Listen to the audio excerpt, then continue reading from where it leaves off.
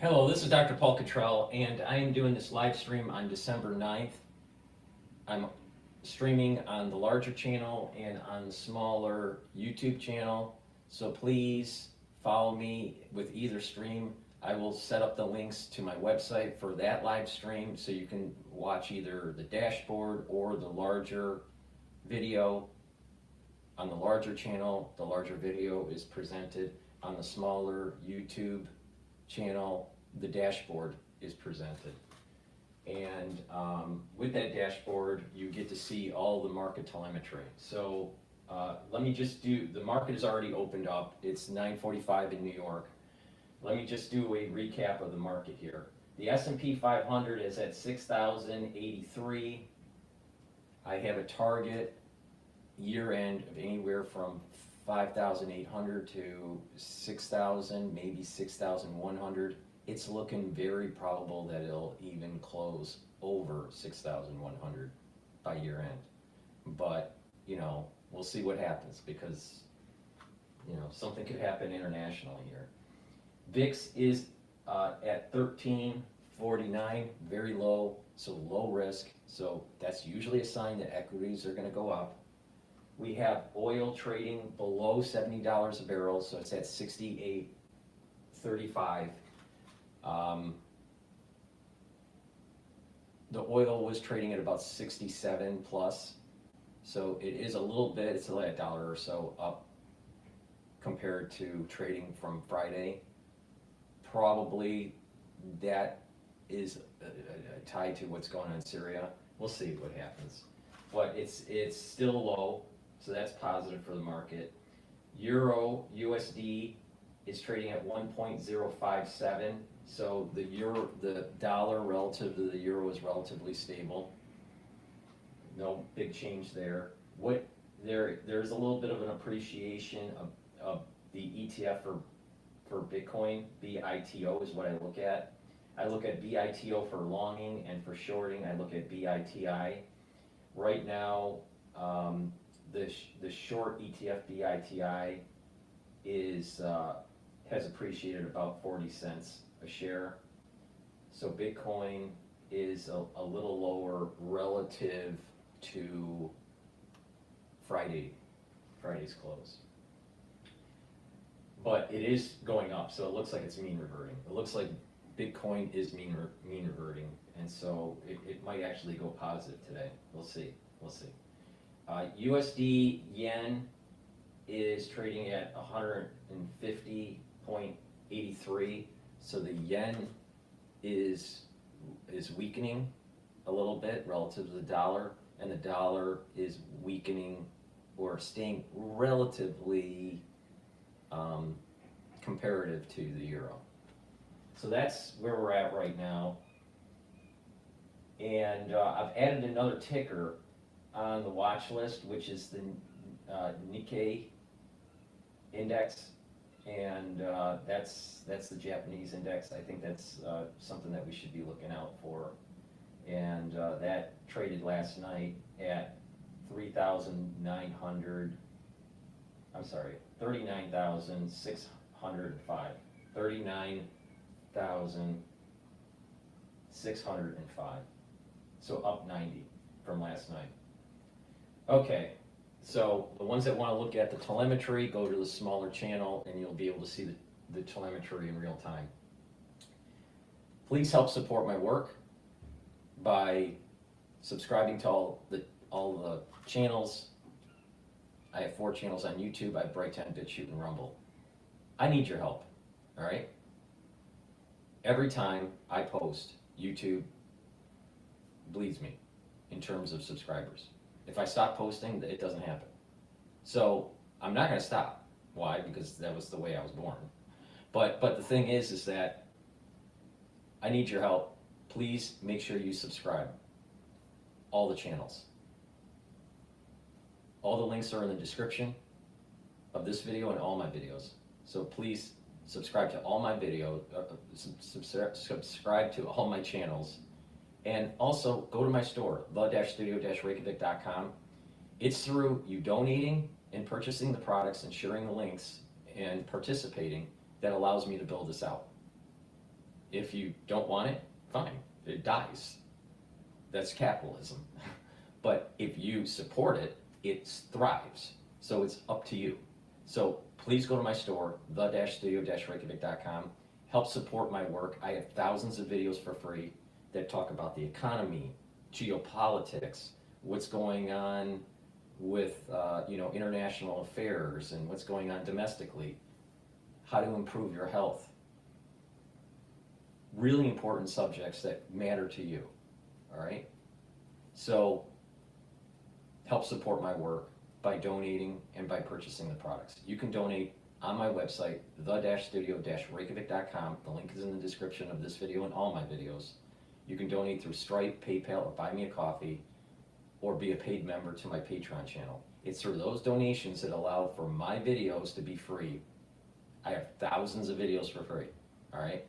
So, help support. Better yet, I want you to get the products that will help your health.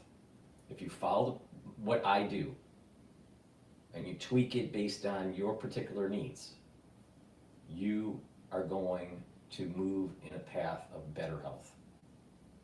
So, the stuff works, it's very high quality. You gotta be consistent, so you're having that compound interest accumulating for your health. But if you follow what I'm doing, you pay attention, you're gonna fare very well. So help support my work by going to the store, the-studio-reykjavik.com. Before I go to the market news and what's going on in Syria, please go to my store and get the structural nano silver soaps. I have it in oatmeal, charcoal tea tree, and peppermint. Get a couple bars for your household. They're great as stocking stuffers or as a gift. They're high quality, right? So please go to my store, the-studio-reykjavik.com, and get the structural nano silver soaps. We're in the cold season, and I really want you to stock up on the drops, the structural nano silver drops. People during December and January are going to start contracting, typical things they would get during the cold season. Cases are going to be going up, all right? So you want to mitigate it right away. How you mitigate that irritant, you'll get like a sore throat.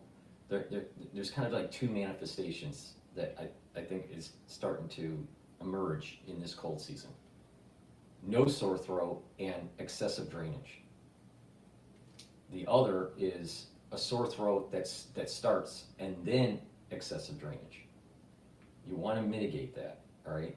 So the moment you're not feeling well because of the drainage or because of just some strange irritation that you feel, people, once they get sick a little bit during the cold season, they get that kind of irritation.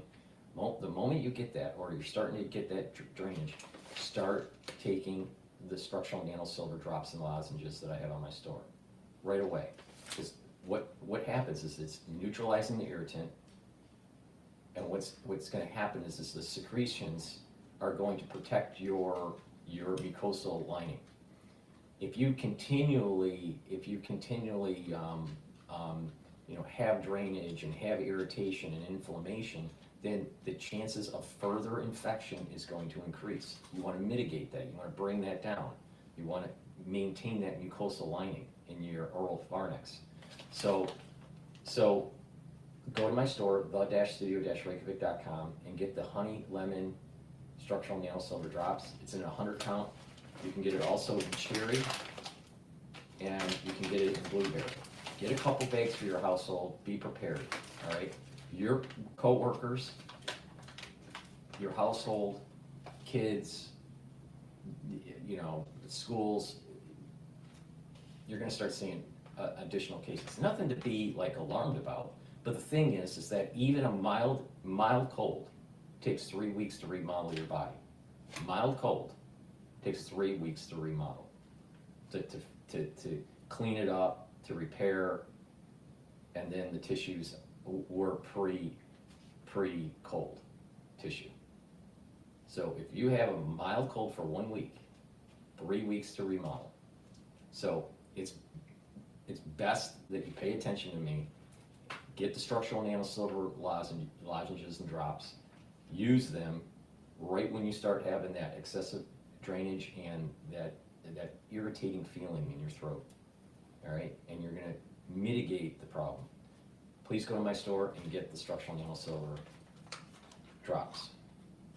All right, so what we're going to do is we're going to let's drop into Bloomberg right now and listen to the. I think they're talking about the housing market. Over the last year, where we see the most weakness develop is in Southeast, in Texas and Florida in particular.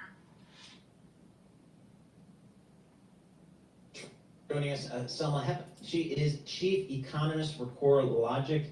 Again, 30-year fixed mortgage, 6.69%. That's, I mean, as someone was saying, by historical levels, that's normal. It's not a little bit. You're feeling better. Yeah, but I mean, it's just, I think people are now starting to get the realization, this is kind of it. It's where we are. This is the new normal here. If I'm lucky, I get a 5 handle, but this is kind of the new normal. If I want to move, now's the time. Or maybe, there's probably not going to get paid to wait. There you go. Yeah, and as you said, I think there were a lot of people who thought with that first cut, 50 basis point, things were going to really change. And I no, they did not. Yeah, the market's not. I mean, it's just not telling you. I mean, the market goes higher, but don't you scream to these bond market traders, hey, the Fed's cutting interest rates. What are you doing? Right, exactly. But I guess it doesn't work that way. That's why I was not in the bond market during my career. I'd sell you a bond, but I'm not going to invest in these things. I was an equity person. Looking at the markets here, a little bit of red on the screen, a little bit of green on the screen, not a lot of movement. Presumably, Tom Keene will be back. I'm here if you need me. All right, we'll see how the Gulfstream's working, if we can get him back here to defend your crimes. That's it for Bloomberg Surveillance. Bloomberg Intelligence coming up in just moments. This is Bloomberg. And if we're going to listen to Cher, we might as well segue into a commercial, right? I do apologize for product placement, but the thing is that I sell a lot of products on the store, and a lot of people don't understand how to stack. And that's the magic of supplements is stacking. If someone says, just take this supplement and it's gonna do everything for you, it's idiotic. It's stacking, all right? That's the magic of longevity and anti-aging and improving your immune system and your endocrine system, all right? So just, I honestly don't like plugging products. I don't like it, but it's something that I have to do to inform the public on how to use them. So I've partnered up with Rainbow Herbals and we've created these great deodorants. Why did we create these deodorants? Most deodorants out there cause problems for your endocrine system, all right? To get a good quality deodorant, it has to be custom. It has to be made, in a custom way, all right, with very high level of ingredients and low production to get a very high quality product, all right? So please go to my store, the-studio-reykjavik.com, and get the peppermint, lavender, and tea tree deodorant or the citrus deodorant. These are for males and females, and it's a dual purpose product. You use it as a deodorant every day. So you smell nice, right? And it also helps to detoxify your body slowly. So it's a win-win for you. It's a dual purpose, all right? It helps support the channel, and it also helps with your health. So please go to my store, the-studio-reykjavik.com. Get these great deodorants. They're made from essential oils from the Himalayas. The ingredients are from the Himalayas. All right, very high quality ingredients here. All right, you're not going to get a better deodorant. So go to my store, the-studio-reykjavik.com. Get these deodorants that help with your body. By detoxifying your body, you're improving your immune system. You're improving your endocrine system. You start taking that other stuff, it's a messing up with your endocrine system. So please go to my store, the-studio-reykjavik.com. Taking antioxidants it's a really important pillar for slowing down the aging process and improving longevity and vitality. I have a very potent antioxidant on my store. It's C60, all right? C60 is a 60 carbon molecule that's suspended in a lipid, an oil. All right? You need it suspended in an oil so you can absorb it. All right? MCT coconut oil is one choice of oil that you can use, or avocado, or extra virgin olive oil. You take a teaspoon a day. And what will happen is that those free radicals in your cells will get neutralized by the C60 molecule. This is very potent because the C60 molecule can neutralize hundreds of free radicals. Other antioxidants can only neutralize one per molecule. That's the reason why it's so potent. You take this every day, what's going to happen is the cells are going to have less stress and they're going to perform better, and your mitochondria is going to be performing better and be healthier. That means you'll have more ATP. When you have more ATP, you slow down aging. You have more vitality, you build more muscle, you have better memory, you have better coordination with your peripheral nervous system and your muscles and your balancing. So, and you're improving your endocrine system, you're improving your immune system, you're doing a lot of things. So please go to my store, the-studio-reykjavik.com, get the C60, soak up those free radicals. It's part of a 3-pillar system that I have. Neutralize pathogens with structural nanosilver, take strong antioxidants like C60, and lower inflammation, lower pro-inflammatory cytokines by taking things like turmeric and ashwagandha. All right.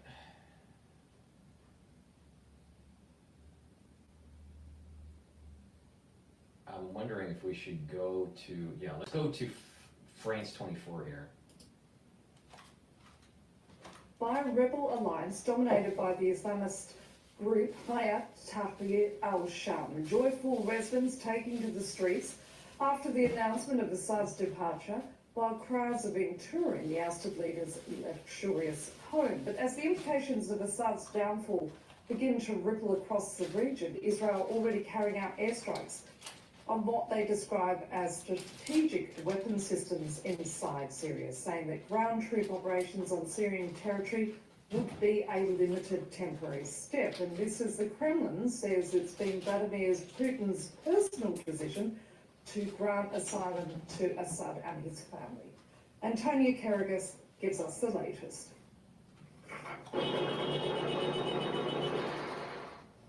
In the streets of Damascus, residents triumph over the toppling of Bashar al-Assad, climbing onto the tanks abandoned by his army, some describing a feeling of disbelief. I can't describe the feeling. It's a dream we haven't woken up from yet. A newfound sense of freedom after years spent in a climate of fear. We were unable to talk about the fact that we were persecuted and living without dignity. Everyone who went abroad would tell us that there are such things as human rights, but we didn't see any of it. Hopefully, now the country will get better. And some of those who left the capital at the beginning of the war have now been able to return. This one as a rebel fighter. We smell the air of Damascus that we were deprived of. We were deprived of it for 13 years. We returned, thank God, and things are fine. Hayat Tahrir al-Sham claimed the capital on Sunday after a 10-day-long lightning offensive that deposed the president. Residents celebrated the end of the Assad family's half-century-long dictatorship by looting the presidential palace, while this government immigration office went up in flames and this portrait of Bashar al-Assad's father torn down. The future is uncertain for Syria. What will life look like under the Islamist group Hayat Tahrir al-Sham? But Syrians worldwide describe relief and optimism. And joining me now from Damascus is France 24's James Andre, who reached the Syrian capital several hours ago. James, just give us a sense of what it's like there on the streets.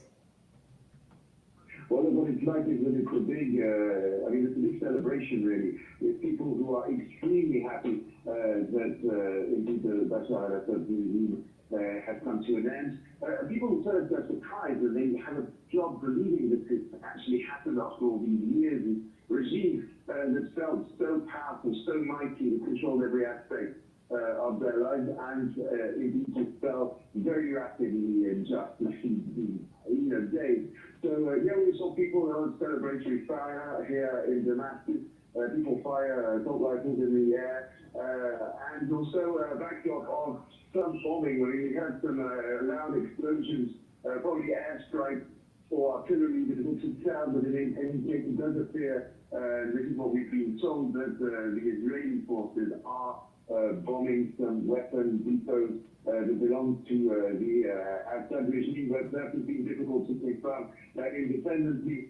Basically, people very, very happy here. We spoke to a few of them. A woman, for example, who told us that the outbreak, she was worried because, of course, with potential hardline Islamist party coming into force in the capital. She said that she was not worried, that she was much, much less worried than she was with the previous regime, including for women. Also, I spoke to a warlord, one of the rebel commanders, came down from Egypt, and he told us that basically, it had been very easy simply because the regime forces had not fought when they were descending onto the capital, and also telling me that, well, yes, but now they're tolerating telemetry fire because indeed, he said, you can't stop people from enjoying this moment and celebrating, but he said that they want to rein that in very rapidly. Other people have been wounded, we've been told, because of stray bullets. So indeed, scenes of joy and happiness in Damascus. And then on the way into the country and towards the capital, we saw some Syrian refugees coming home and people jumping out of cars, kissing the ground, and telling us that, of course, that it was extraordinary that they stopped believing they'd be able to return home and having been outside their own country for over 10 years. So obviously a lot of emotion here and a lot of happiness. And have people's reactions been like when clearly you as a member of the foreign media are asking them questions? Are they happy to see you there? Yes, well, everyone's been very happy, very friendly, very happy to speak to us. It's been absolutely not a problem to work in Damascus today. To be honest, it's been fairly easy. There are no Israeli forces. When you cross the border, for example, there are no soldiers there. They're just, a group of militiamen who are just manning what's left of the checkpoint and basically greeting people coming in. But no, everybody's been extremely friendly and extremely happy, and a lot of people trying to speak a bit of French or a bit of English to us. So yeah, very much a happy mood, if you will. James Andre, thank you. This is James Andre, France 24's correspondent, who's just arrived in the Syrian capital. And regions in southern Syria are now under the control of those armed rebel groups, and they're entering a new phase. Between military reorganisation and aspirations for civilian rule, the balance does remain fragile in territory marked by its diversity. Since armed rebel groups took control of southern Syria, their fighters have set up checkpoints in DERA and Swida to maintain order. The group's factions are largely dominated by the Free Syrian Army, created at the start of the Syrian Revolution in 2011. They say they want to enter a new phase to organise themselves into a regular army and manage local affairs, in coordination with other groups that have taken power in the country. We announced the total capture of the Syrian rural territory along the border with the Syrian Golan. We reaffirm our commitment to preserve public and private property in the south, especially in Ghouta. Residents are calling for a quick transition to civilian rule and for equal treatment of all residents, regardless of their religion, whether Muslim or Christian. We congratulate our people in Syria for this huge victory. We got rid of the tyrannical regime's gang. This is a victory for us and for the martyrs who sacrificed themselves for our liberation. May God protect our prisoners and may they come back safe and sound. We're expecting groups of freed prisoners to arrive from Damascus. We hope that they'll return to their families safely and in good health. In the south, which is home to some 1.5 million residents, many armed groups coexist, ranging from Islamist to civilian factions. The Free Syrian Army remains most influential. And thousands of displaced Syrian refugees in Lebanon have begun their journey home. Displaced Syrians dragging their luggage and carrying bags are crowding the Masna crossing with Syria, trying to cross the border on foot.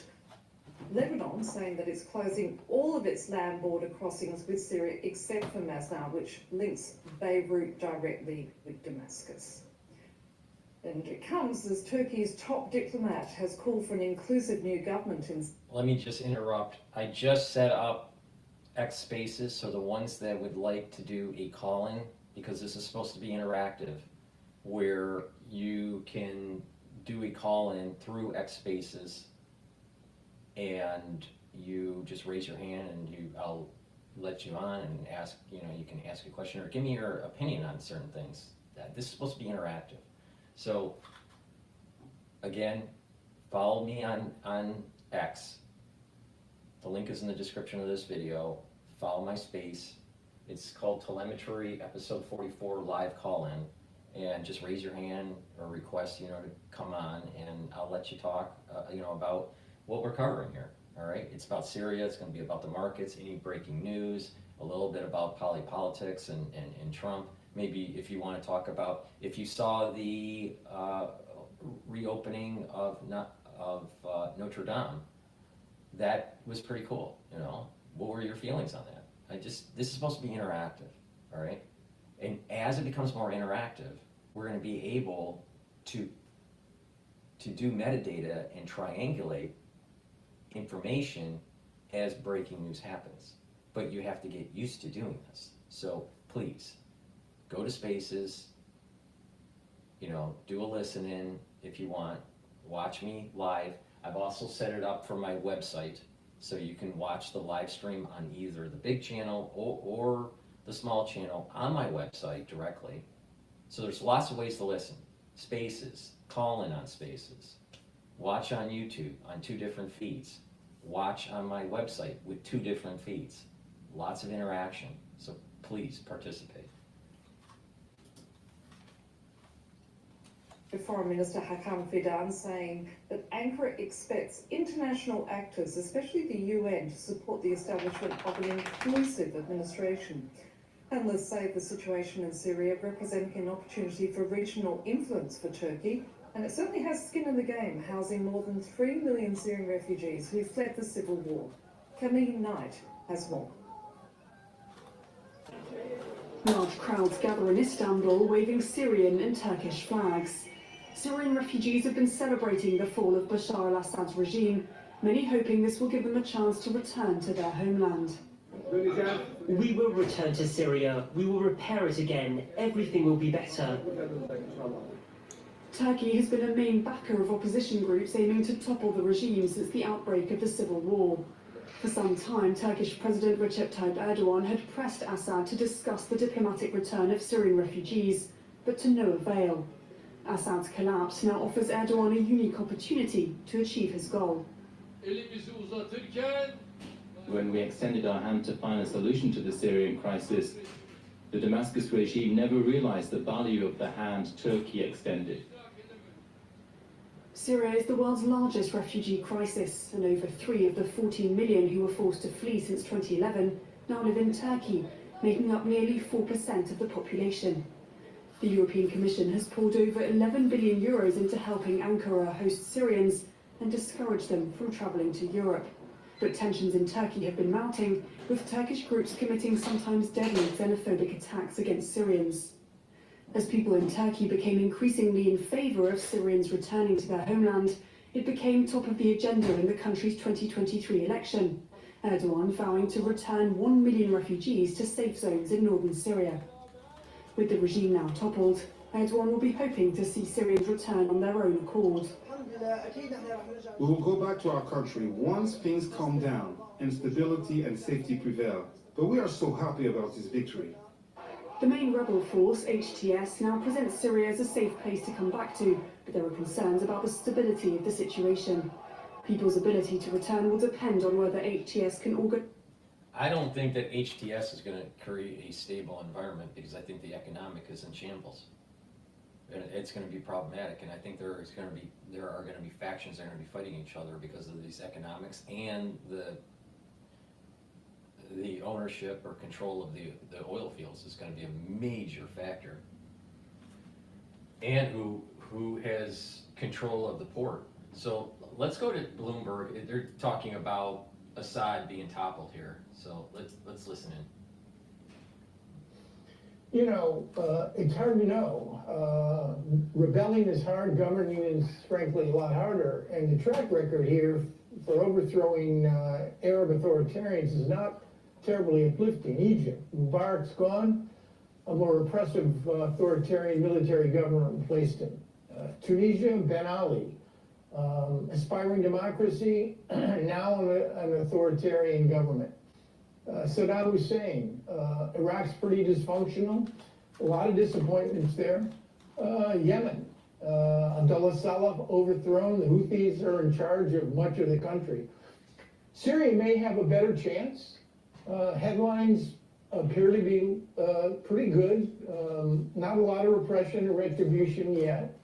Golani's singing a pretty moderate tune, invited the international press in, sending signals to the Alawi community in Latakia that not interested in retribution. I guess, guys, the question will be power sharing.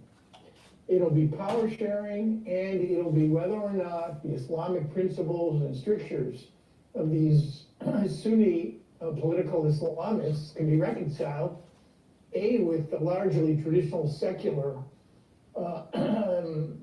Syrian elite, and whether or not, you can govern. Syria's broke and heavily indebted to the Iranians.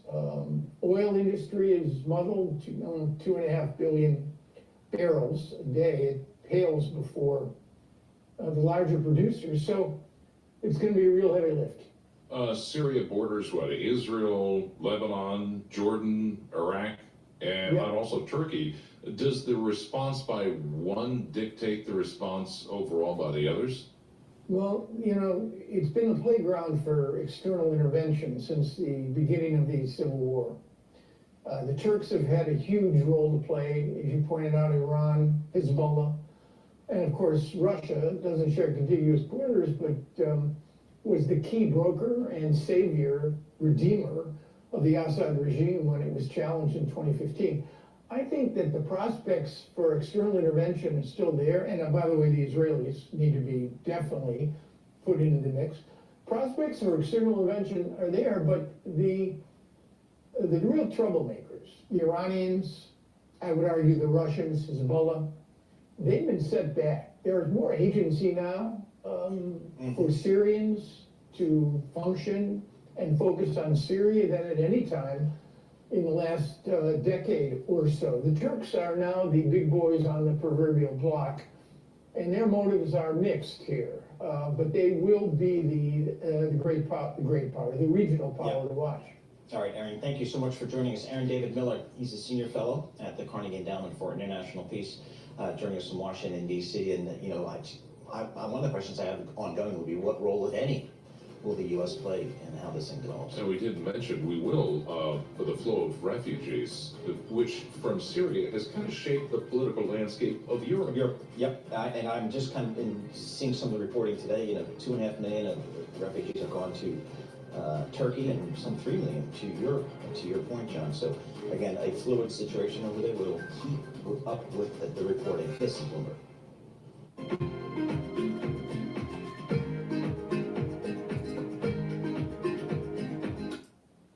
Let's go back to France 24 here. So Russia, not in full damage control mode right now. In fact, by taking in Assad on humanitarian grounds, you'd say that perhaps it is trying to snatch victory from the jaws of this defeat, trying to make it look like that they are doing the upstanding thing by giving sanctuary to someone that they supported through all these years and not just dropping him at the last minute.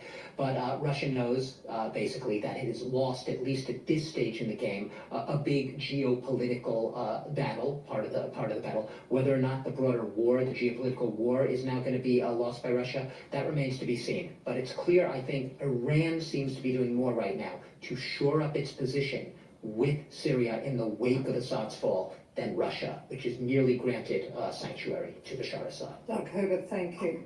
Now, another country watching events closely is its neighbour Israel, which has already carried out airstrikes on what they describe as strategic weapon systems inside Syria, saying that ground troop operations on Syrian territory were... I did get a question that I just noticed in the chat here, and pardon me because I'm looking at so many things. I didn't see the little question here. But again, you can go to the call-in on X Spaces, and I can put you on the mic, and you can be on the show and ask the question. It's a little bit more interactive when you do that. But here, the question is, what kind of government did Assad run, and the Syrian refugees, what type of political, religious ideologies do they practice? So my understanding with Assad, I had to look it up, was that he's Shiite Muslim, right?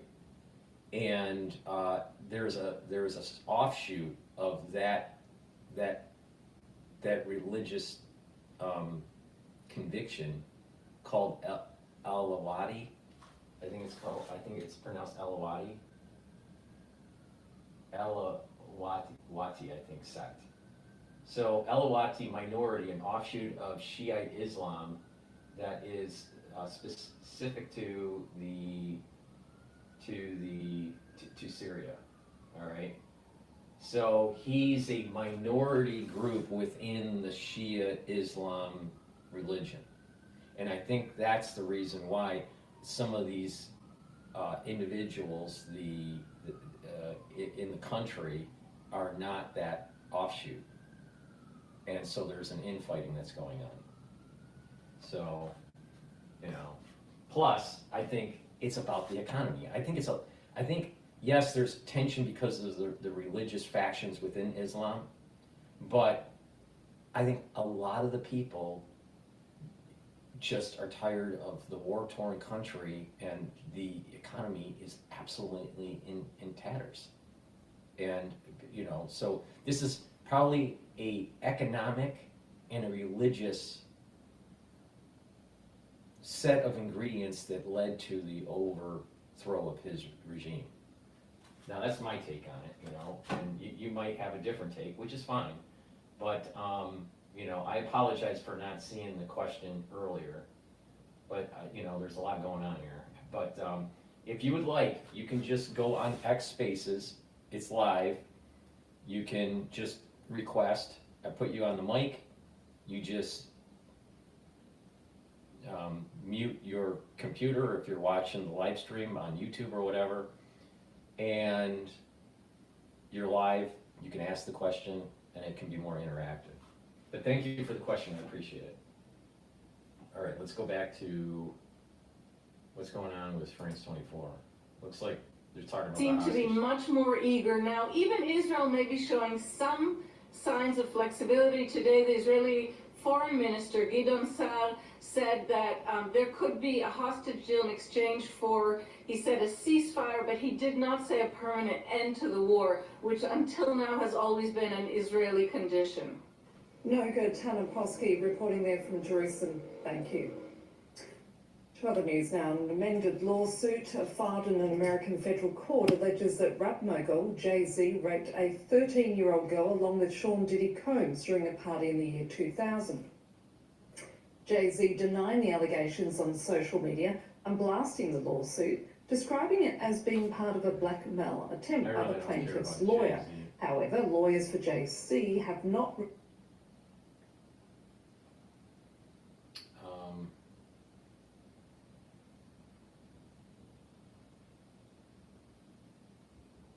Let's see here, what's Fox News talking about here?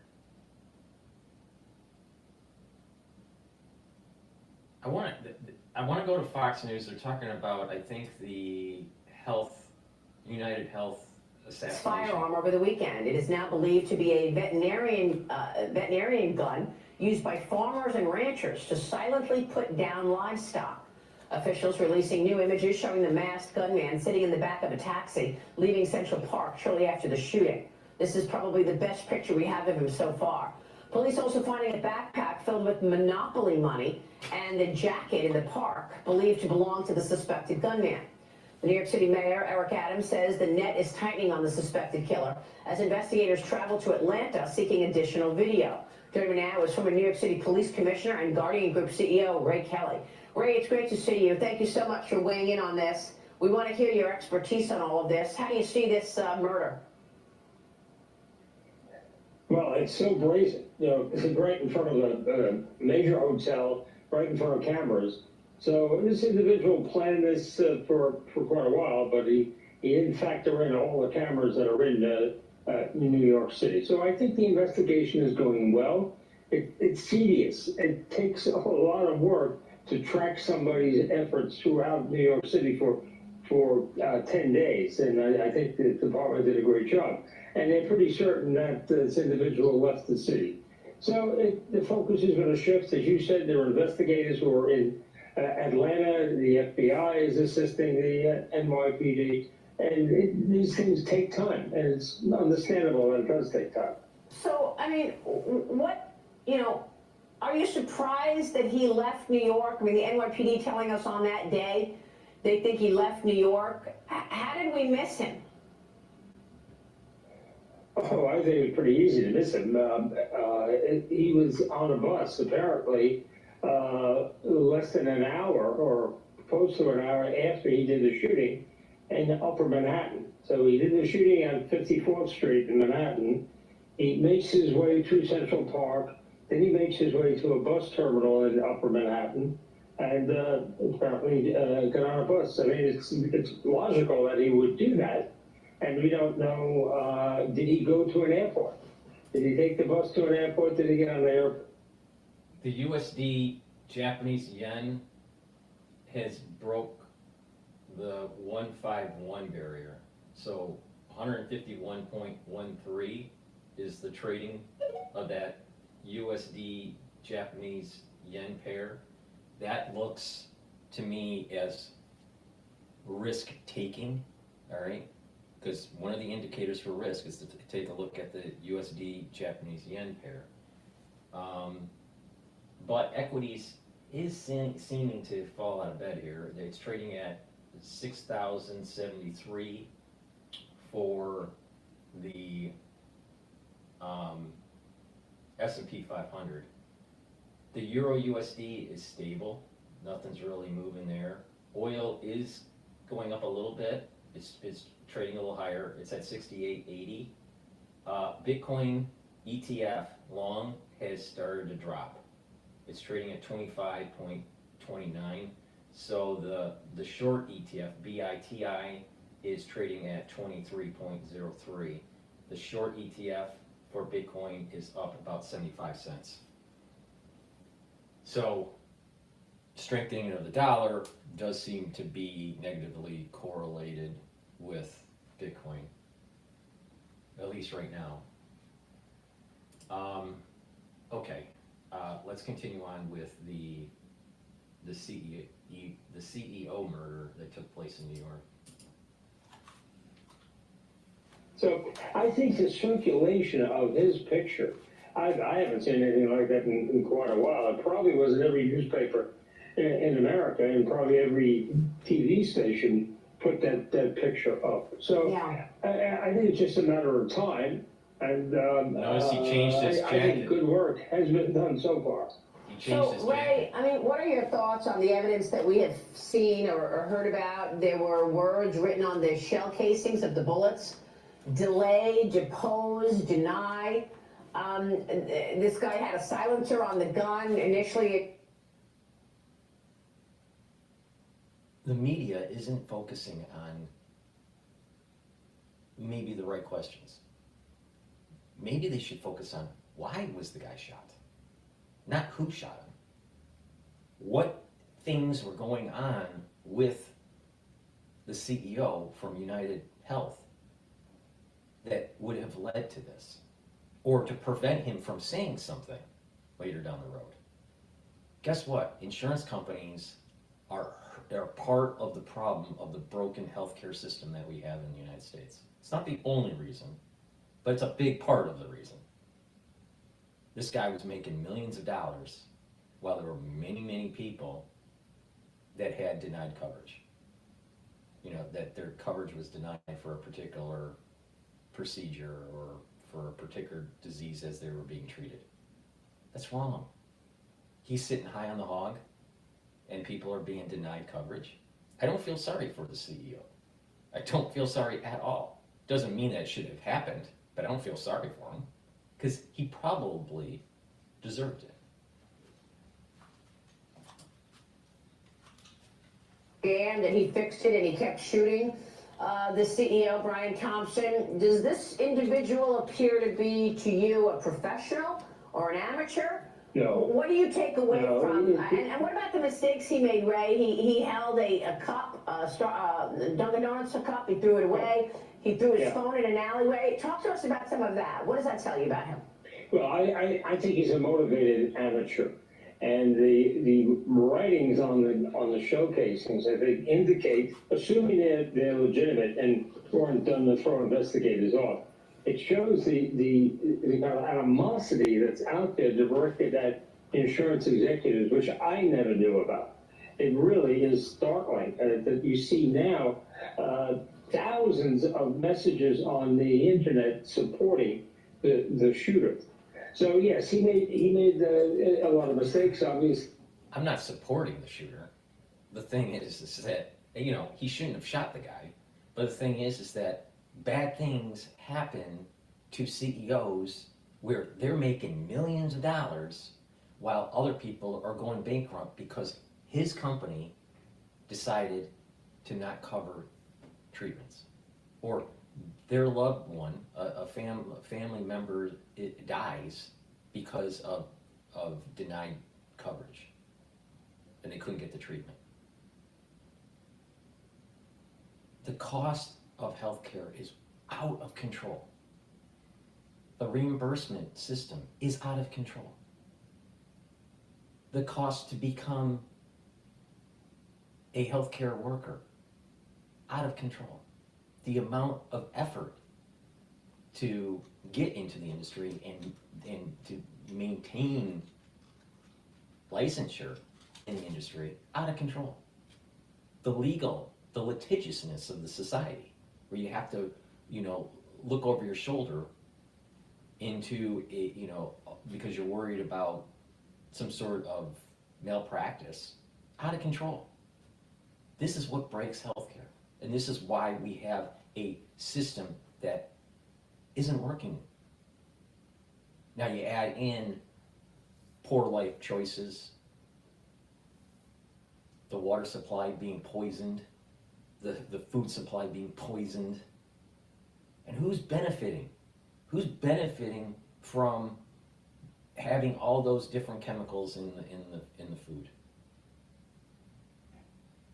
It's these conglomerates that own food production and big ag. Why do they have these chemicals in it? To preserve the food, so it can have a longer shelf life. Well, if it has a longer shelf life, it probably doesn't metabolize very well in your body.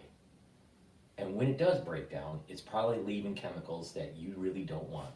And then we wonder why there's so much endocrine disruption. So the healthcare system is broken. And this is what I'm trying to do, to try to inform people that you can take charge of your health by changing your lifestyle and doing things that are beneficial to different organ systems. If you really pay attention to what I do, you're going to get healthier. And it's a holistic approach.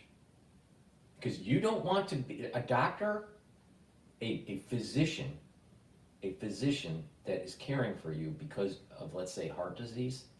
They don't really care. All they care about is you're being a patient number that leads to a billable code so they get paid. That's all they care about. They don't care about you. It's very rare, and chances are they're really green as a physician, and once they wake up to the way the system is, they stop caring. And this is why there's so many people that stop practicing medicine or stop being a nurse, because the system sucks. So pay attention to what I have to say. It's about proper diet, proper exercise, do some resistance training regularly, do some cardio regularly. You don't have to be a triathlete, right? But you have to do about, 30 minutes of exercise, do some balancing, do some stretching, really important, especially when you get older, because you want to activate that cerebellum. When you're activating that cerebellum, you're reducing the chances of Parkinson's. You're reducing the chances of having the problems of gait issues when you get older. You ever look at a older astronaut, like they're in their 70s or 80s? They are much fitter. Now, why is that? Pay attention to what people that are older that don't have gait problems. So it's about balancing exercises. It's about stretching exercises. It's about light resistance training. You don't have to be Arnold Schwarzenegger. All right? But you need to do some resistance training on all your muscle systems. That's your legs, your arms, your core, your torso, your back, your neck, your shoulders. When you do that, you're improving your skeletal muscular system. And when you're activating those muscles, not only are you building muscle, you're strengthening your bones. And not only that, you have nerves in your peripheral nervous system that are being activated. So you're strengthening your peripheral nervous system. And you're strengthening the afferent and the efferent nerve circuit from your brain to your muscle and back. And by doing that, on a regular basis, you're slowing down the aging process. When you stop doing that, your peripheral nerve starts to atrophy, your muscle starts to atrophy, you start to lose bone mass, and then all of a sudden, you're a 75-year-old lady, you fall, you break your hip, 3 weeks later, you're dead. Could have prevented it. So,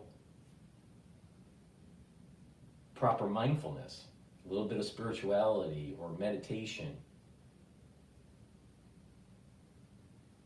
helps to calm down the system. So you go into parasympathetic mode.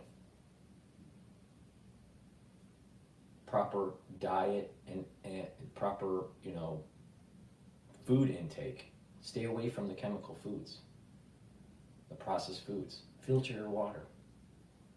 Proper supplementation to give your body the nutrients it needs. Because when you get older, you can't eat just the carrots. If someone says, I'm just going to eat everything all natural, and you're in your 50s, can you reduce some of the sad diet effects of American society by being a healthier eating? Yes. But as you get older, you need nutrients that you can't get through just eating, because you would have to eat a truckload of carrots, or you have to eat a truckload of beets. You have to have it in higher concentrations to start reversing the effects of the methylation that's taking place on your genes. As we get older, our genes start to methylate in a different arrangement and starts to turn off and turn on certain cells. And as our turn off or on certain genes.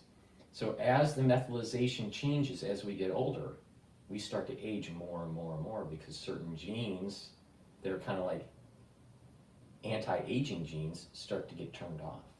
Your tumor suppressor genes start to get turned off. Then all of a sudden when you get older, boom, the cancers start to go up. Boom, the cells don't perform as well, start to accumulate toxins, and then all of a sudden you start to age even farther. Eating a lot of carrots isn't going to stop that. Taking certain types of supplements to slowly change the methylation process through the aging is how you do it. You walk with me on this journey, and I am very sure that you are going to see some serious health benefits. But you got to look at it holistically, and you have to be continuous on it. Proper sleep, really important. Bring down that stress level.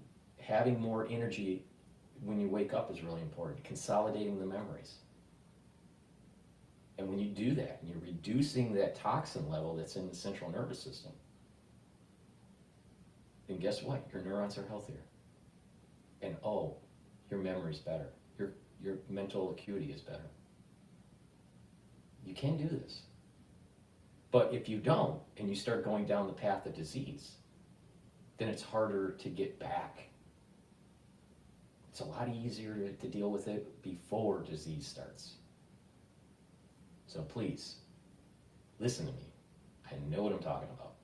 I do it, and I've been doing this for a long time. I don't even know how I got down that road. Oh, it was the healthcare. The health insurance companies.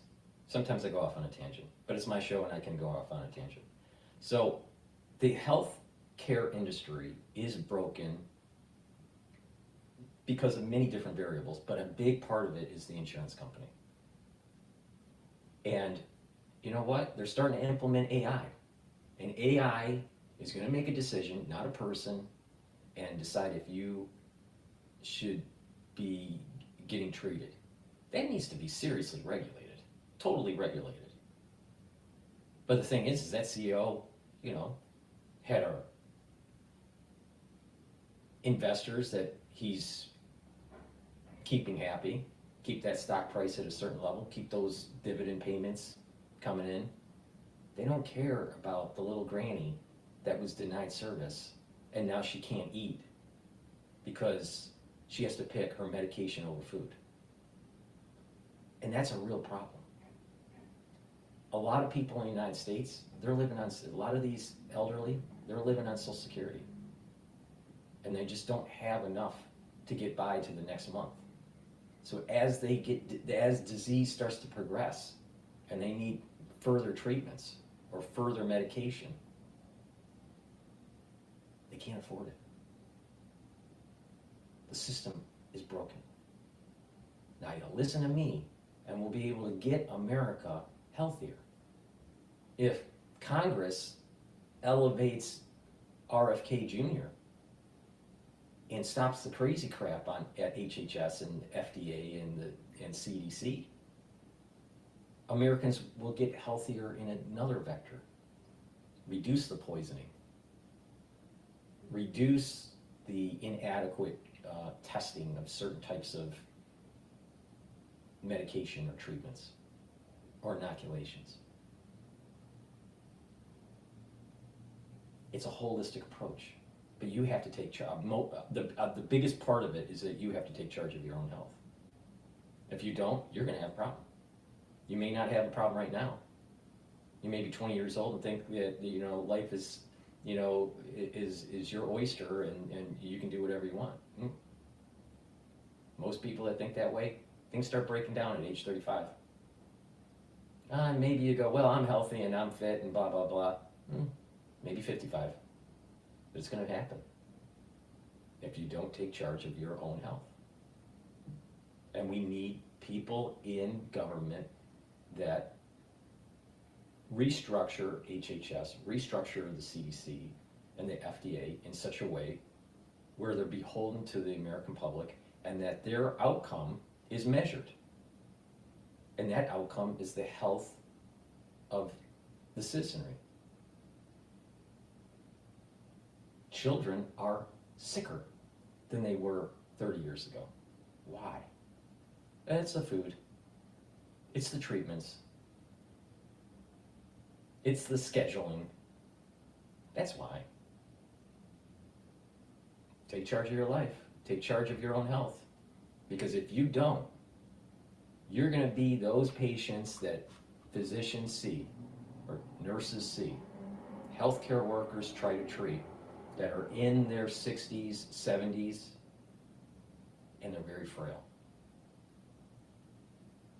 And they don't have the money to be able to, and many times, they don't have the money to treat. The patient doesn't have the money to treat. And then to make it even worse, you have the problem with the insurance company doing the reimbursement. And because there's such a large percentage of the population that it falls into this category, that's why we have Medicare and Medicaid. So to really solve the cost of healthcare, if you do this holistic approach, you won't need the traditional allopathic healthcare. Now, for most people. Now, of course, there's going to be certain situations where you're going to still need allopathic. But you're reducing the probability of needing it, or reducing the amount that you will need in your geriatric years. You can learn from people that are anti-agers, all right? And you can learn, the ones that are in their geriatric years and the ones that are in midlife. Anti-agers and longevity individuals and how they live their life, what they do. And you can see the trajectory that for them in their geriatric years versus someone that didn't. And you look at the geriatric years of these patients that are very sick. It is very hard on the soul of a healthcare worker to see this on a continuous basis. And it's going to get worse in the United States because of the graying of the society, the whitening of the hair of the society, because of we're moving into a population that's going to be very old, it's going to be elderly, and that we're going to have a society that's going to have to deal with some of those problems, those geriatric year problems. Now, people that have tried to care for a elderly parent or family member, it's pretty sad to see as they decline. It's pretty sad to see, especially when it comes to neurological. And it wears on the soul. Now that's at the family level. Now just imagine what it's like at the societal level, when more and more of the baby boomers are aging and having health problems. Big issue. And so the insurance companies know that they have to pay out a lot of money to treat these geriatric baby boomers. So they try to find ways to prevent payment. So they have a better bottom line. So a CEO can go to during the investor relations meetings and say they had a record year. They had a record profit. And so his stock options go up. And so he makes even more money. He gets a base salary and plus stock options. So no, I don't feel bad for the CEO getting killed. I don't feel bad. Because the system is broken and he was part of that broken system. I don't think he should have been assassinated, but I understand why he was assassinated. The system is broken.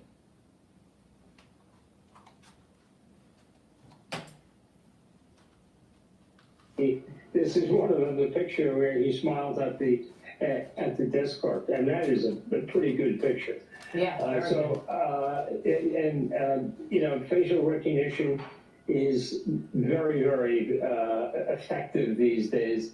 Some police departments don't use it unless they're looking at people who have already been arrested.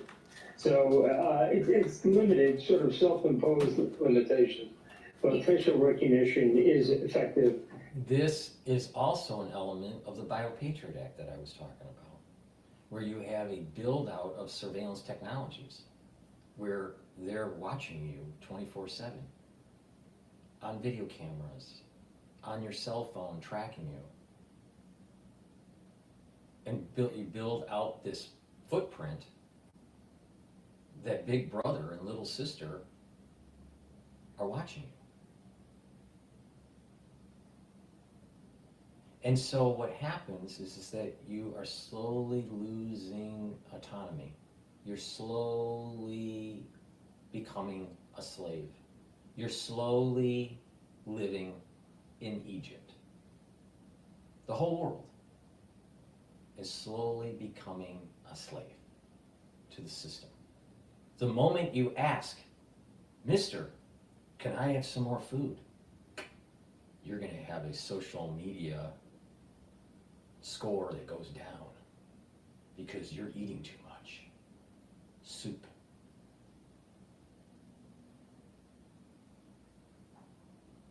Or if you say, "You know what? We don't want the tyranny of the government," you'll have a government official that shuts you off from banking because everything's digital now. That's the world we're in. Not that we're going to. That's the world we're in. It's just only going to get worse. And it's the element of the Biopatriot Act that I was warning people about. Decaching is something that I talked about back in 2015, maybe even 2014. There was an IMF paper that came out, a white paper, I believe it was the IMF, and it was a white paper that I was talking about. It was called decaching. Now we call it digital currency. So whichever decade you want to talk about, they always change their phrase. But the reality of the situation is that it's part of a system that if you are being tracked through metadata on a blockchain, they can control you. You're in Egypt. You are a slave.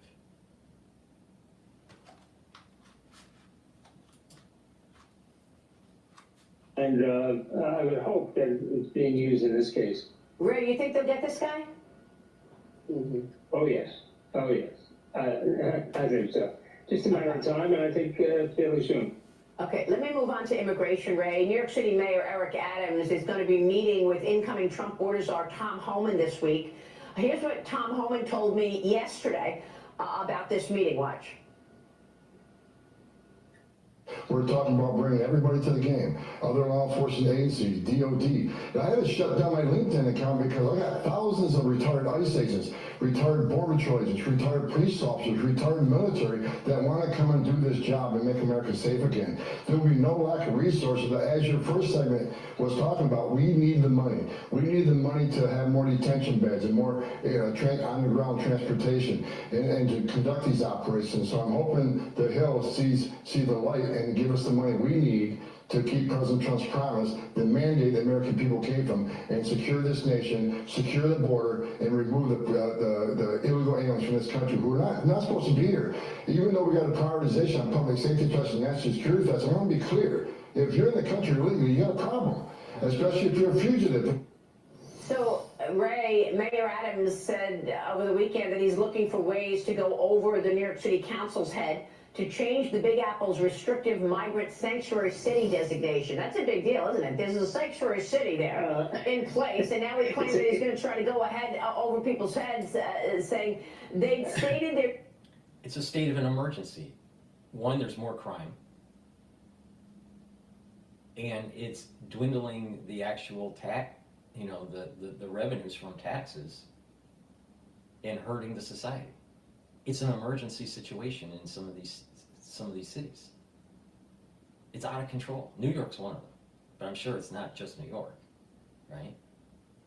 But the problem here is that if you don't have a forceful posture, then you're just going to have never-ending caravans coming in and going through a porous border.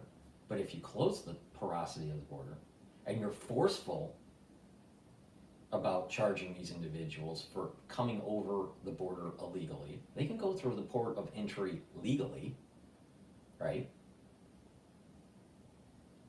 If we don't have a deterrence on their activity, then it's only gonna get worse. To the point where the country is no longer the country. You know, it's no longer as prosperous. It's no longer the same culture. It's no longer the same ethos. It's no longer the same, you know, history. You lose the cultural affinity of the United States of America. There is one. You know, you go to a foreign country, there is something special about the United States of America. All right? It's, you know, there's a term for it. It's called exceptionalism. But, you know, the thing is, we are exceptional. But we will not be exceptional if we keep on having a porous border. You can have a very, very nice, warm bath, right? But if you keep on running cold water in it, it's not going to be warm anymore.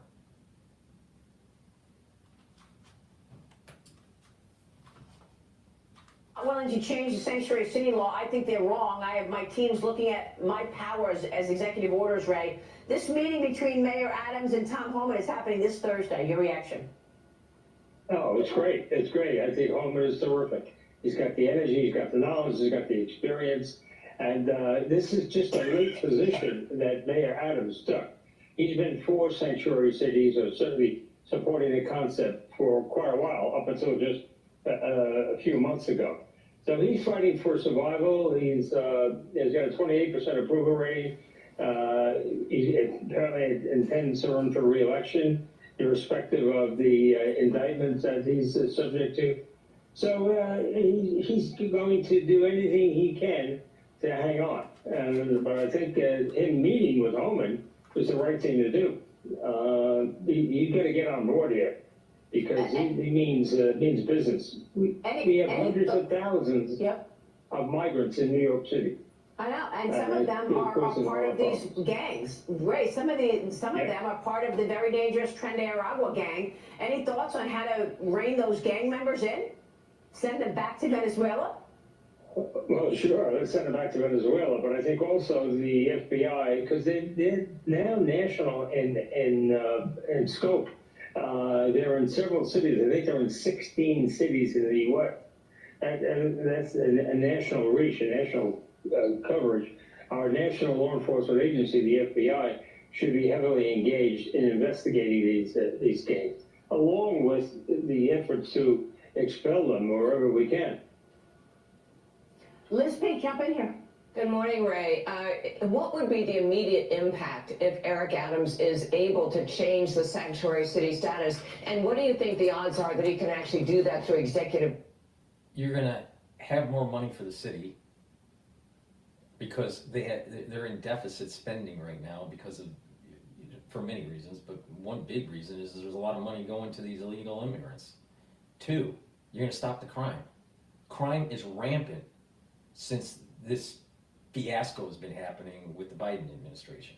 I voted for Mayor Adams because I thought he was going to clean up the city and he was going to be tough on crime.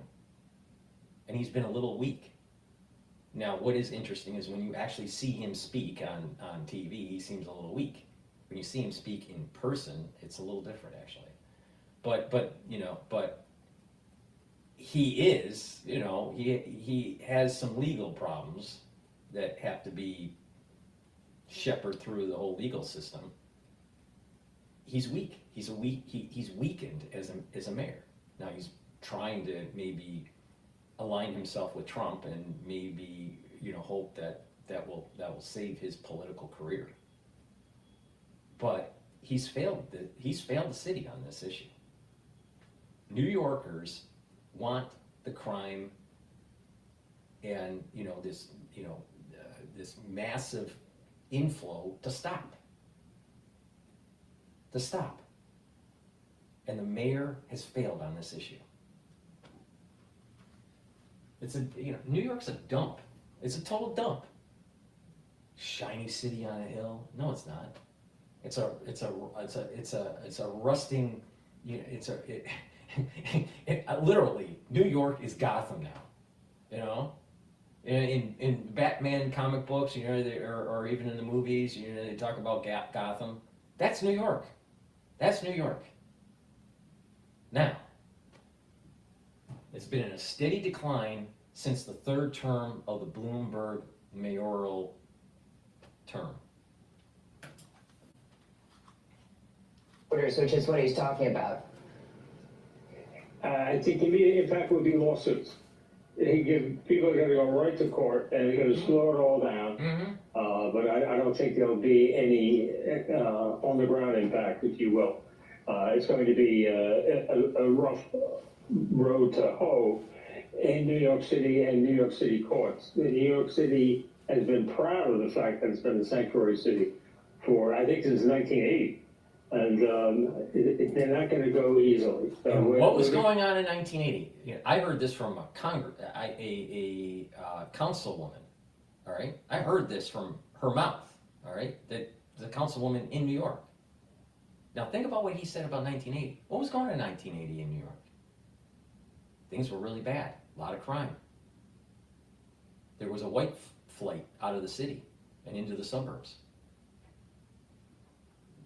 And this is the reason why Giuliani was elevated in the 90s, to stop the crime and to reboot the city.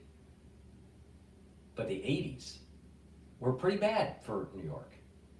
And it was questionable that if the city was going to reinvent itself. But it did, because of Giuliani. Because he was tough on crime. But what was going on? Why did they want the sanctuary cities in the 1980s? As the white flight was moving out of the city, they were losing funds for their Department of Education. They were losing tax revenue.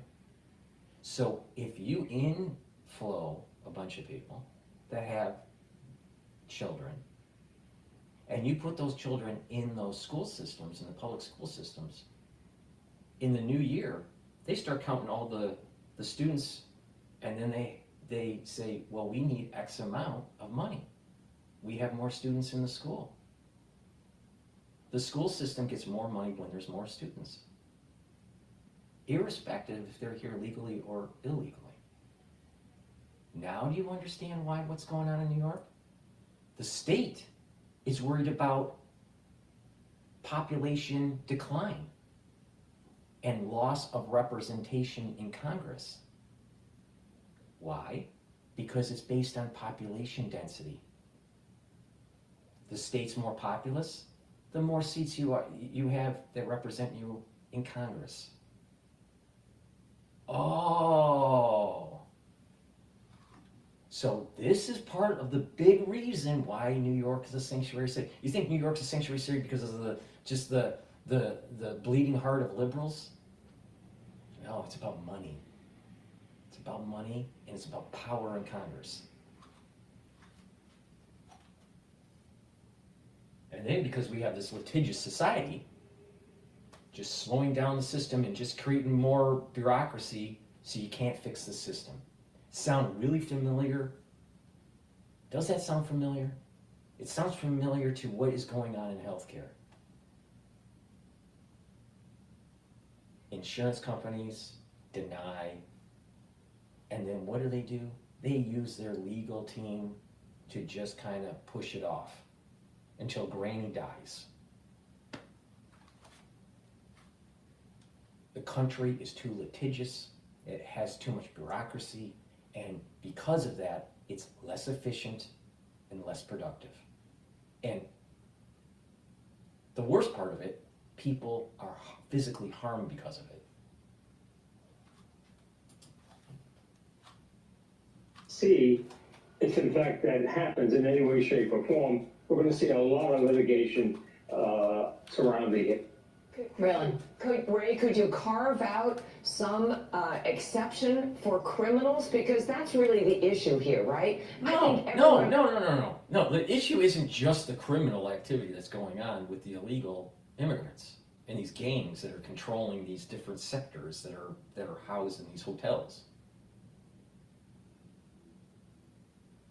Half of the people that are selling crap on the street that you purchase, that's stolen, That's illegal immigrants trying to make a buck because they got some sort of handler forcing them to do it. So if you're, female out there and you're trying to, get a Gucci fake bag on the street, you're participating in a major problem.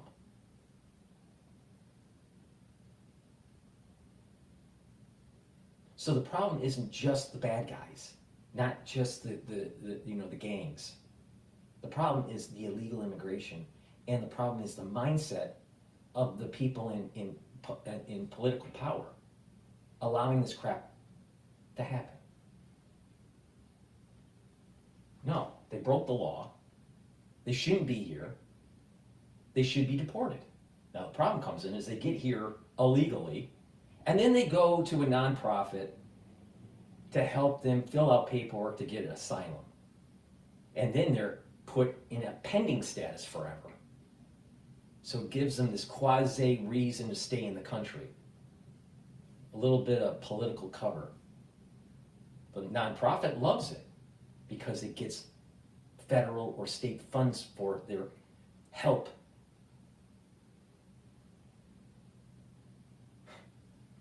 They go to their donors and they go, we're helping 15,000 illegal immigrants. They'll say, asylum seekers. And then a big donor will go, wow, you're doing a lot of nice work.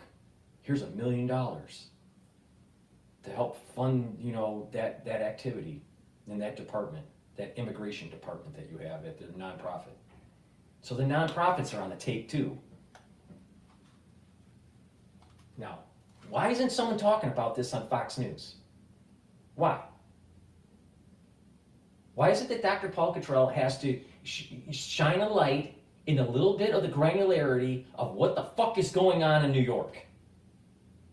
Why does Dr. Paul have to show a light on every fucking major event that's happening in the United States? Because the experts constantly fuck up.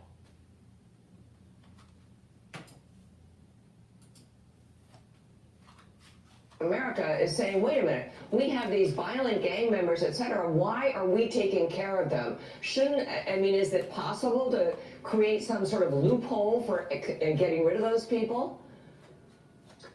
Possibly, yeah. This is probably a pretty complex area of the law. It involves federal law, obviously it involves New York state law. So it's not going to be easy. It just sounds like it's easy, but it won't be. We never should have embraced this 40 years ago. But right, exactly. Should have never embraced it 40 years ago because they didn't care about the problems that it would set in motion at the city level, at the state level, or even at the country level. All they cared about was get a little bit of extra money for the education department. Maintain that power for congressional seats. We can't lose that power. It's a blue state. It's a blue state. We can't lose that power. See? See what's going on? And I have not found anyone that articulated it like how I did. That gets to the root cause of what the fuck is going on in New York. Please go to my store, the-studio-reykjavik.com, because where else are you going to get such wisdom and pontification? Get the collagen peptide supplement that I have. This is a powder. It has a big scoop in it. You take a scoop a day. You mix it with like soft food, like applesauce or yogurt or hummus. I mix it with hummus.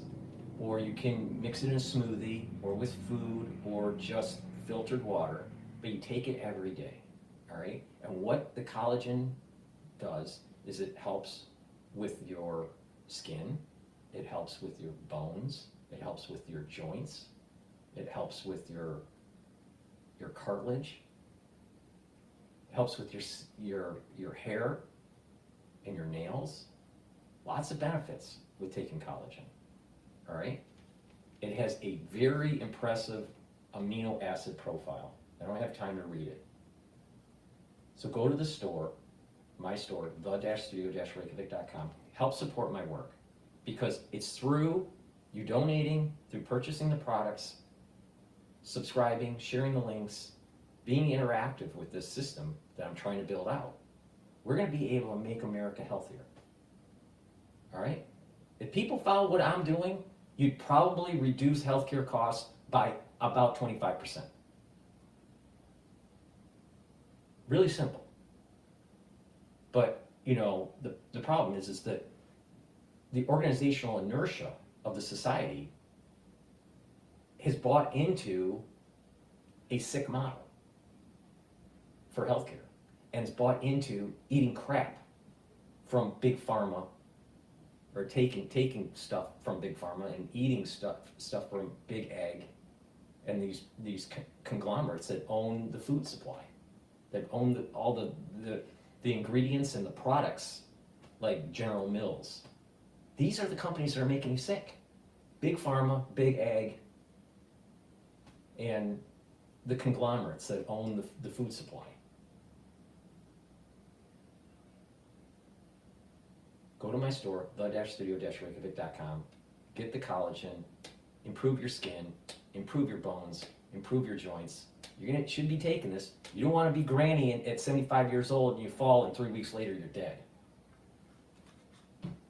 Because guess what? It happens a lot. Go to my store and take a look at this great new product that I have. It's the heirloom barley. Heirloom barley. You take a few scoops of this, put it into your food, right? You can take it also with the collagen, and you mix it with your food, or mix it with just filtered water. Filtered water is really important to take. Don't take tap water. I don't care where you live. Don't take tap water. All right, filter it. Really important. And you know, take the heirloom barley. The heirloom barley will help to detoxify your body. It also brings down inflammation, and it has superoxide dismutase. It's an antioxidant. Have you been paying attention to my shows? It's a lot about antioxidants. So please go to my store. This is a very high quality heirloom barley. It's just like a meal. So if you want to save a little bit of money, right? And and get healthy and detoxify your body, take this every day. Mix it with yogurt or with hummus, or make a smoothie. Get healthy. And your energy levels are going to go up. Get the heirloom barley, detoxify your body. I also have a different version of barley, which is called gladiator barley. Now this is a little bit more for the one that wants to improve your strength, build up more strength. It's a little bit more of a skeletal muscle protocol. All right. It also brings down inflammation, and it also has superoxide dismutase. So what that is, it's an antioxidant. So you're bringing down inflammation, you're soaking up those free radicals, and you're building muscle. This would really be good if you take this with myotrol and the collagen. And what will happen is that your skeletal muscle structure will get better. A lot of people that are older, why do they start shrinking? And why do they start leaning? A big part of it is that they didn't take care of their bones, and they didn't take care of their muscles. You start to strengthen your back muscles and improve your core, your back will naturally start to move back into a more youthful position. You start stretching. Just lean down and try to touch your toes and count to 30. Do that once a day. Just once a day. And you're going to improve your back. Once a day.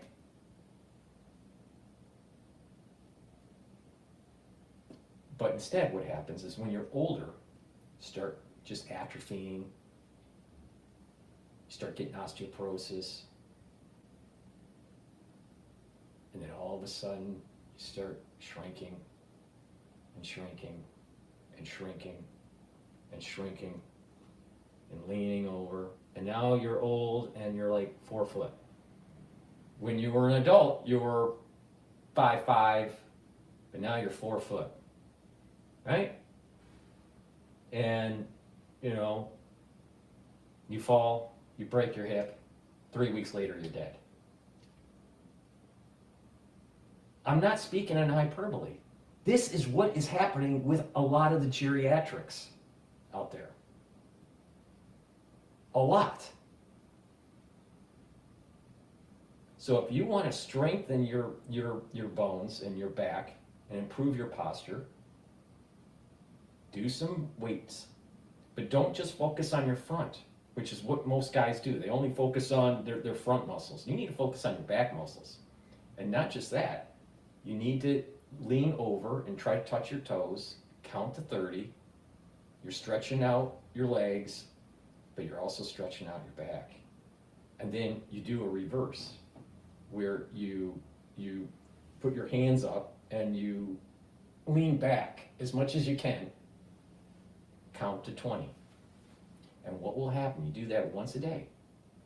Forward, 30, 20, you know, and back, and do some, you know, just simple back muscle exercises to build up some back muscles. And in 1 year, you probably will gain 1/4 of an inch in height. And you're gonna have better posture. In 1 year. If you think I'm wrong, try it. Try it. Please go to my store, the-studio-reykjavik.com.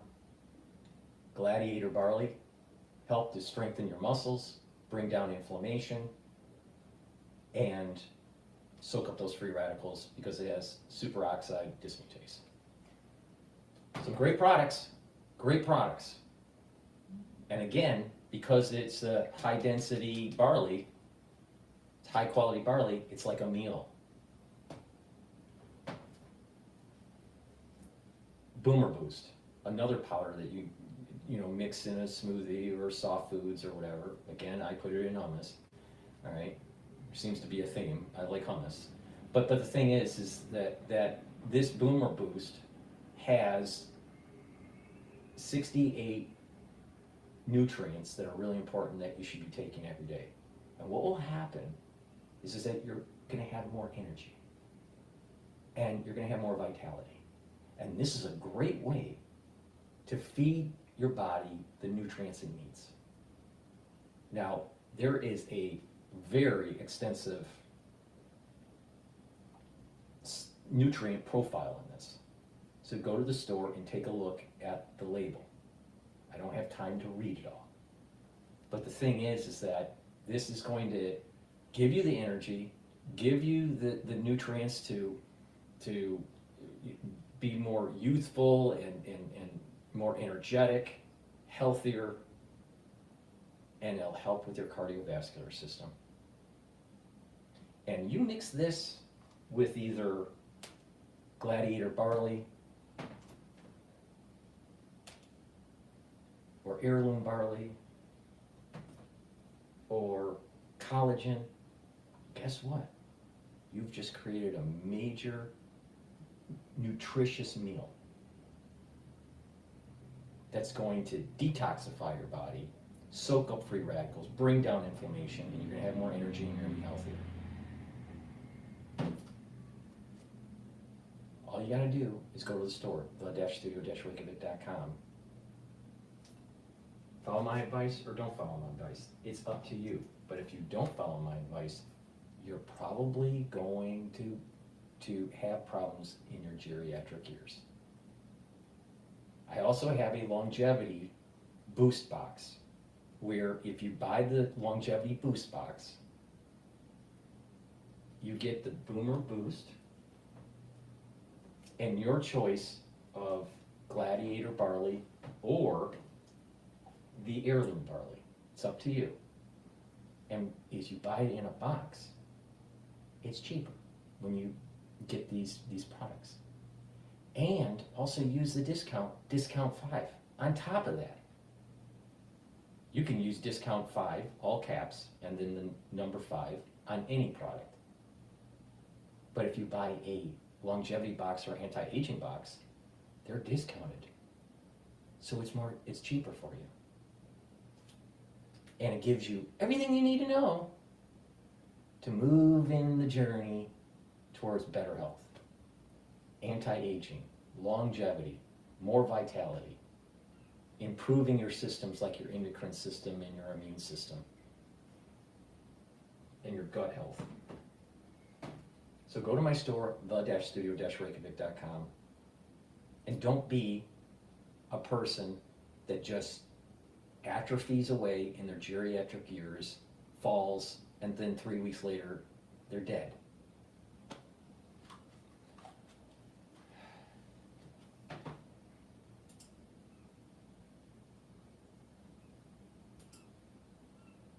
All right, what's going on here? All right, I want to play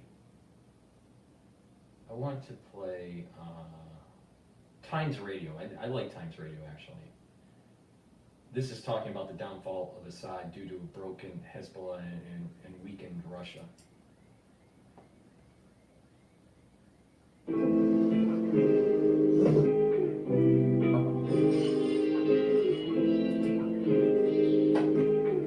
The war in Ukraine has weakened Russian air power. I mean, they can't have so much of it in Syria. Clearly, they need those planes over the Donbass, wherever. And I think more importantly, Israel's attacks on Hezbollah, starting off in August, with the pages and everything else, have really broken the organization militarily. Occasionally, before the ceasefire came in, fragile ceasefire, they would fire off rockets, maybe 50, maybe 100, to try and show they were still in business. But they were really broken by it. When the Assad regime fell this weekend, it seems like nobody saw it coming. How come? Yeah, well, the eyes of the media are very fickle, of course, and constantly flip this way and that.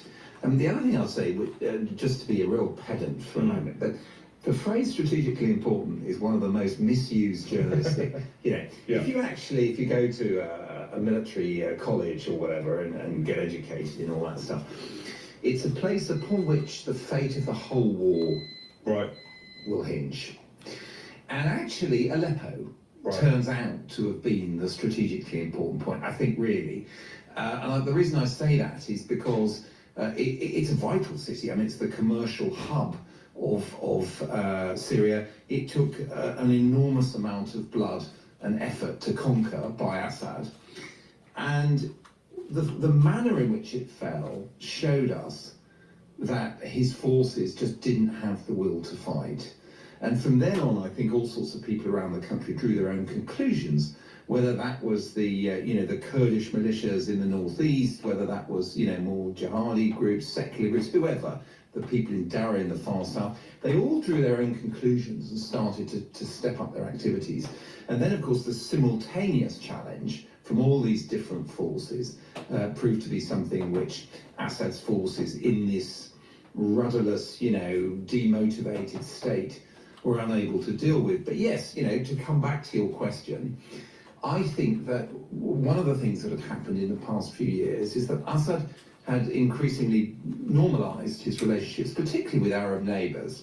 And, he'd started appearing at summits and all the rest of it. And one just had that feeling, well, he's won. But of course, this pocket, a couple of pockets of resistance remained. And you had this HTS group, the one that's now been the spearhead of victory up in the north in Idlib province. And you had the Syrian Democratic Forces, which is Kurdish-led, but includes various groups in the northeast. And that's where the Americans have actually still got troops from that period when you were writing your leaders. So the fact was the country was not completely conquered. And HTS was busy, they had a lot of money from Qatar, they had a lot of support from Turkey, retraining, rearming, training their people to do things like, first-person view drone attacks, where, the operator either wears goggles or sometimes even uses their smartphone to fly explosive devices through windows or into bunkers, or we've seen a lot of it in Ukraine. But all of that kind of stuff. And they were ready to launch a much more effective attack on the Assad forces. And then, as I say, when that fell on Aleppo, we suddenly thought, oh, this could all go, and indeed it did. Look, HTS then, who we understand now to be more or less leading al-Sham, who I suppose one shouldn't describe as rebel forces anymore, because they're no longer rebel forces because they've taken over. But what do we know about them? The US and the UK describe them as a terror organisation still.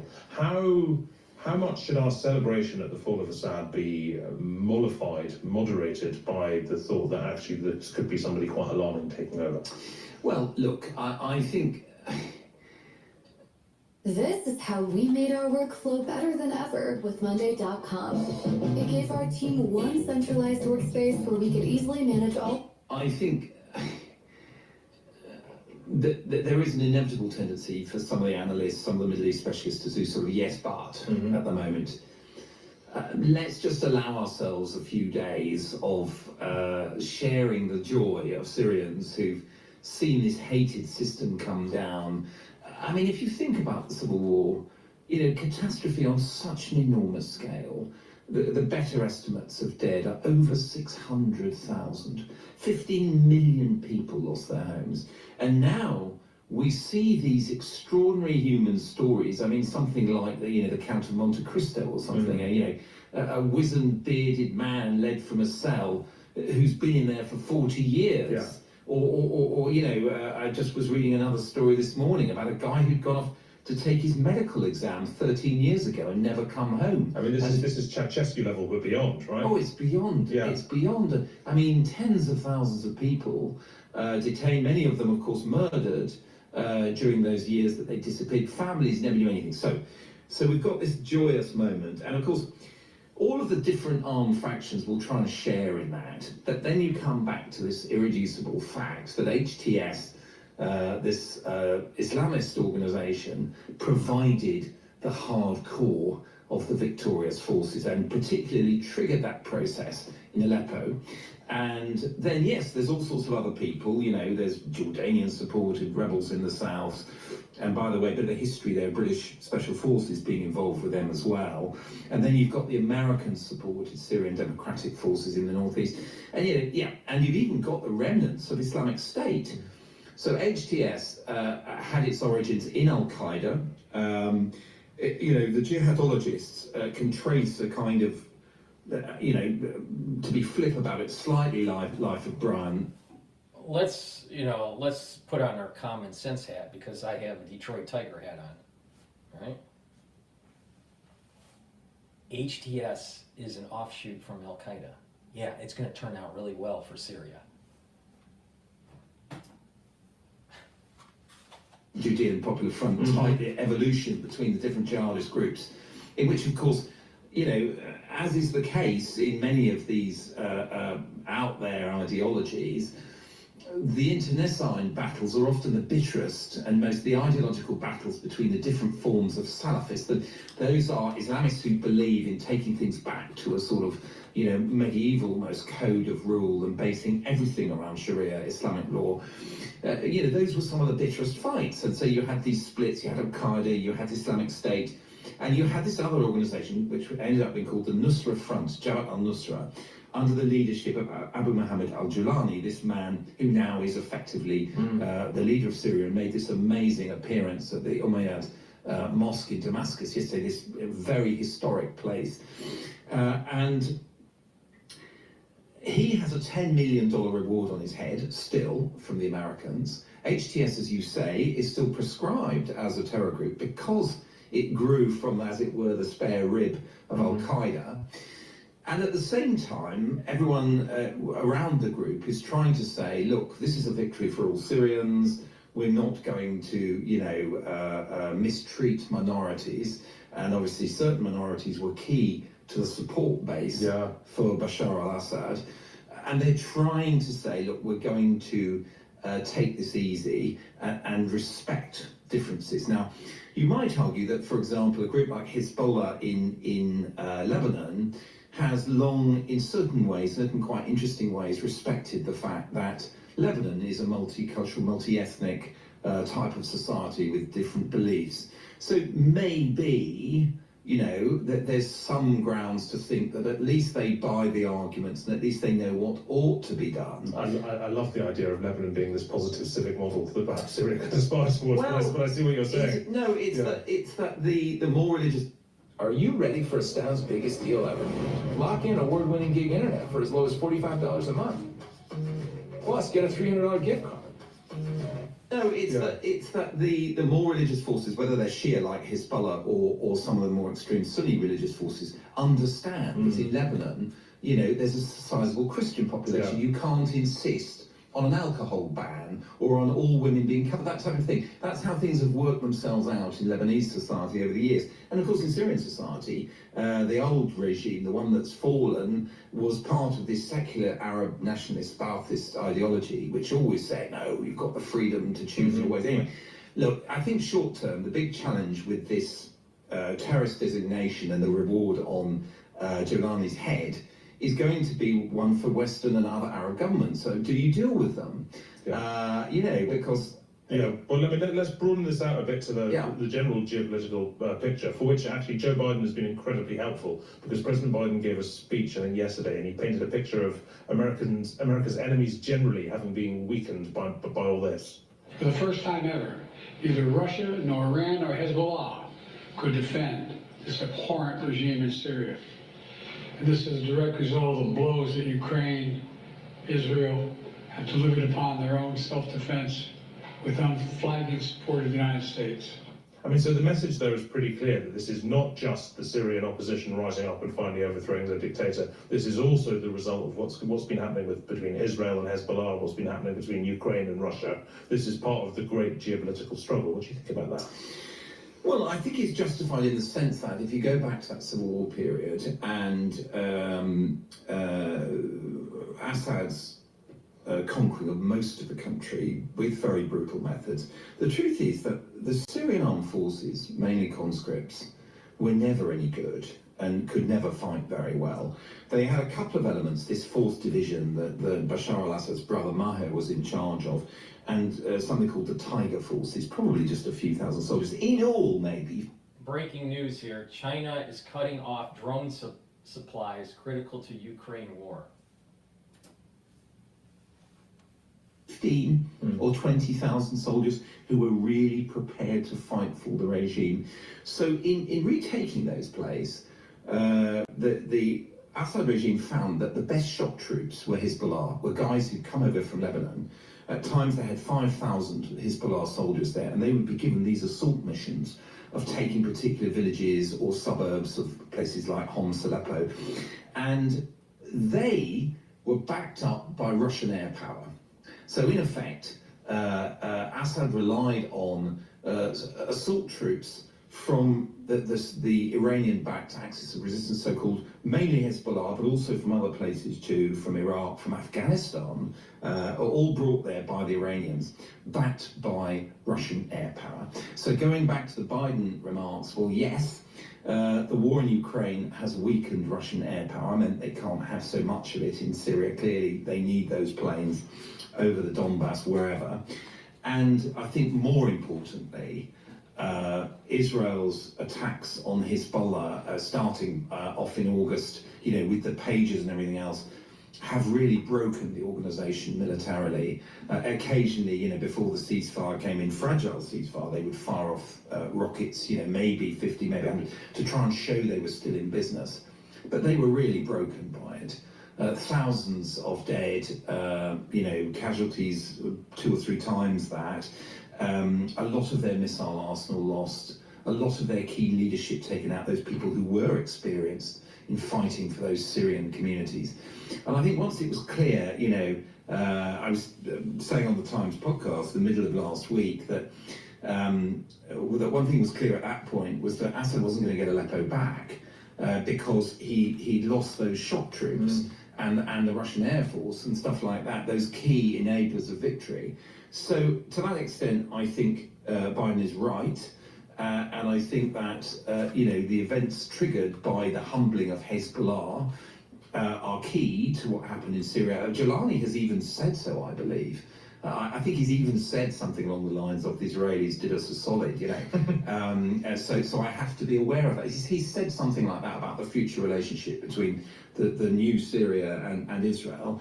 And, you know, I'm not sure we finished yet with the aftershocks of that. Finally, Mark, and as ever, I wish we had much longer, but where does this leave Iran, particularly? In a very problematic place. You've got a radicalised section of the Revolutionary Guard who is smarting from what's happened with Israel, now of course what's happened in Syria, who wants Khamenei, the supreme leader, to do more to fight, to be punchier. And you've got a lot of the leadership that think, well, no, we've had some serious reverses here. We need to consolidate and think carefully about what we do next. And of course, you've got the Iranian public, which will have drawn lessons about the ability of people to defeat the Revolutionary Guard and the regime more widely. Alrighty, that's Times Radio. Before we go back to Bloomberg, I want to do a market recap here. The S&P 500 is trading at 6,066. The VIX is at 1371. The Euro USD 1.057, so it's stable. Oil is trading at 68.50. Bitcoin long ETF BITO is trading at 25.23. It's down today by about 88 cents per share. And the USD yen pair is trading at 151.07. So dollar strengthening relative to the yen. Please help support my work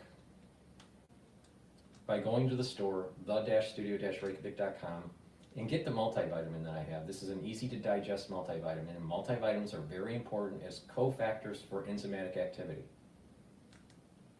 That allows for the cells to perform properly, and it's a great way to get healthy, all right? And again, this is easy to digest. A lot of multivitamins aren't easy to digest. So please, go to my store, the-studio-reykjavik.com, and get this very high quality multivitamin. Should be part of your daily stack. A great way to lessen the stress on your pancreas is to take digestive enzyme complex. When we get older, unfortunately, our pancreas starts to age, and it doesn't function as well, and it doesn't secrete as well the enzymes it needs to. So to break up those carbohydrates, proteins, and lipids, take the digestive enzyme complex. That way, it's lessening the load on your pancreas, and you're breaking down your nutrients, and you're able to absorb them better. If you work out, this is a great way to refuel your body, to help with breaking up the nutrients to fuel your workout and to quicken your recovery. So please go to the store and get the digestive enzyme complex. It's a very high quality product. And again, if you listen to me, your systems are going to perform better. Or, just be granny, fall, when you're, at age 75, break your hip and die in three days. It's up to you.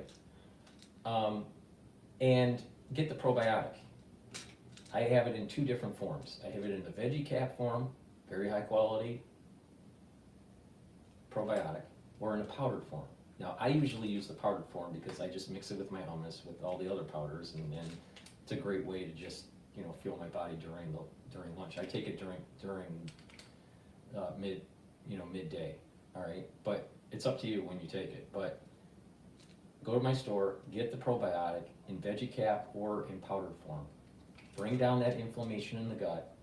That helps with your immune system, and it helps to heal the inner lining of your gut. You'll be able to absorb nutrients better. Your metabolism will be better. You'll have a faster metabolism. You're going to have a better communication with your liver. That help. The liver is a major detoxifying organ system. And the communication between your gut and your brain. You're going to have more mental acuity, more mental clarity, and a better mood. Your mental mood will be better. If you're chronically inflamed, you're not going to be able to think as well. You're not going to be in a parasympathetic mode. You're going to be in a sympathetic mode if you're chronically inflamed. That's bad. You want to be in a parasympathetic mode. So go to my store, the-studio-reykjavik.com, get the probiotics, powder or the veggie cap form, both very high quality. Take it, improve your gut health. All right, what's going on in the news? Again, you can follow me on X Spaces. Don't be afraid to raise your hand, request to be on the mic and ask a question, or tell me what you think is going on with the economy, or with what's going on in Syria, or what's on your mind. Don't be afraid. This is supposed to be interactive, all right? I'm doing this as an interactive show, so please go to X Spaces and on my feed, my X feed, and raise your hand and request to ask a question. Don't be afraid.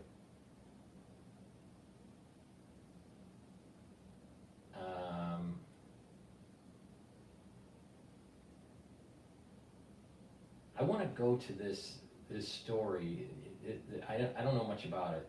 This is from Fox Now. Chemical weapons site struck. Israeli defense strikes chemical weapons plant in Syria. Make this one simple change when filling out your FAFSA to cut your EFC and SAI in half, so you can pay for your kids' college without. We are following breaking news as it relates to Middle East conflict. Take a look. You can see Israel Defense Forces very busy this Monday morning. They put this out on X a few hours ago. They say a UAV, that's a unmanned aerial vehicle, that's what that stands for. They say that was likely launched from Yemen, hit a home in the area. They go on to say, as of now, no injuries were reported, no sirens were sounded. The incident is under review, end quote. All of this happening while the Associated Press is reporting this Monday that Israel's foreign minister says it struck suspected chemical weapons sites and long-range rockets in Syria in order to prevent them from falling into the hands of hostile actors. A lot to dissect this morning. We want to bring in Independent Women's Forum Senior Fellow Dr. Kanta Ahmed into the conversation. Dr. Kanta, always a pleasure to have you on the show. Good morning. Good morning. So I know you've had a very busy few weeks. I know you literally just got back from the Middle East right before this interview. Talk about your trip. You were in Lebanon, correct? No, I was in Israel. I was looking at the front between Israel and Hezbollah in the very northernmost region, and it is. You know how you can tell crazy liberals? All right, it's their glasses. The crazier they are, the more flamboyant their glasses are.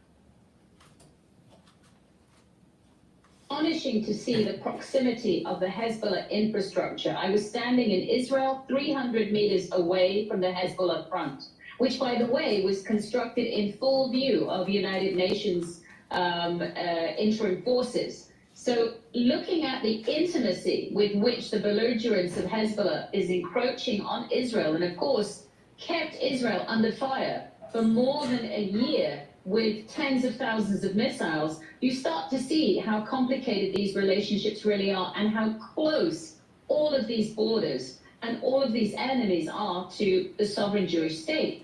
6 weeks ago, I was also on the border of Israel and Syria at a special place known as Cottrell, which is a lookout point. And it was very clear to me at that time that the contracting footprint of Iran, which has really been decimated, seeing the destruction of its proxies, Hezbollah and Hamas, achieved by Israel, was leaving a vacuum. The time that I was there 6 weeks ago on the border of Israel and Syria, one could still see and know that Russian patrol troops were very nearby, just behind the hill from the lookout point where I was.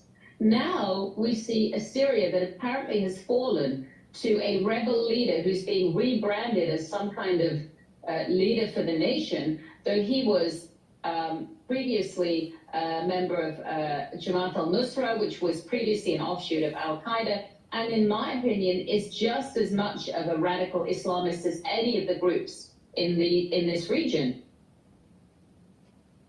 Thank you so much for that detailed analysis there, Dr. Conto. So a lot to dissect, because I told you when we were in break, it seems like every time we speak, a new conflict has come about. I know when we were further at first looking at the very latest in Yemen, we were looking at the Houthi rebels. A lot of questions this morning about that organization and how that relates or does not relate to the Assad regime. Could you provide that perspective, please?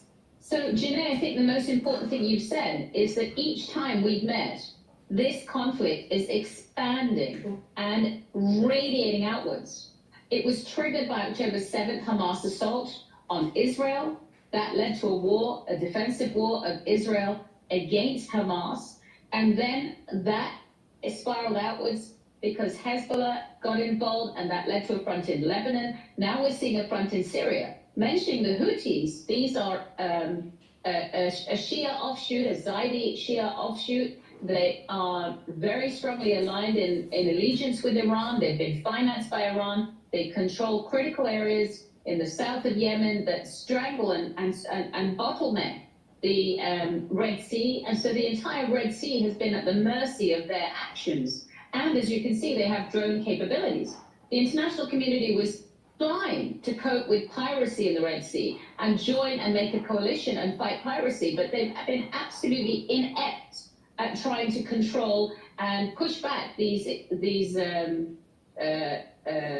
terrorists, they're a designated terrorist group, from disrupting the Red Sea. The first order of business for President Trump when he comes into inauguration is to first reopen the Red Sea. It's the world's most vital arterial maritime corridor. So that has to be more than just posturing with our warships. That group has to be defanged. Number one, financing from Iran has to stop, but actually bombing their installations and removing them from the arena so that they can not disrupt the rest of the region. I'm not aware of links between the Houthis and Syria, but I'm not deeply expert on that, so I could be mistaken. The situation in Syria leaves everybody in the region on edge, including Iraq, which is, of course, governed. Breaking news. Daniel Penny acquitted in New York subway death of Jordan Neely. Breaking. A federal Iraq in Baghdad, but has been proxified by Iran for decades in the vacuum the United States led. So there is a very powerful Iranian militia army that controls every checkpoint in federal Iraq. Only the northern Kurdish Iraqi region is autonomous. And Turkey absolutely anticipated this. Many of the Western commentators are shocked at the developments in Syria. It was very... Really? Where else are you going to go on YouTube where your favorite news pontificator is eating his lunch? This is PNN. 3 or 6 weeks ago, Turkey was already calculating the vacuum left by a retreating Iranian footprint, and they wanted to secure that northeast corridor. That's where they will confront Kurds that control the Kurdish area of Syria, but also the northeast corridor is the breadbasket of Syria. It's also where the oil assets are. It's very strategic. And Turkey is planning to relocate the 3.5 million refugees it took from Syria back there. Many people are wanting to go back to their own country and already crossing the border in there. It's yet to be seen, and my fear is, as Libya collapsed, as Saddam Hussein collapsed, are we going to get into another insoluble sectarian war, which will attract foreign fighters?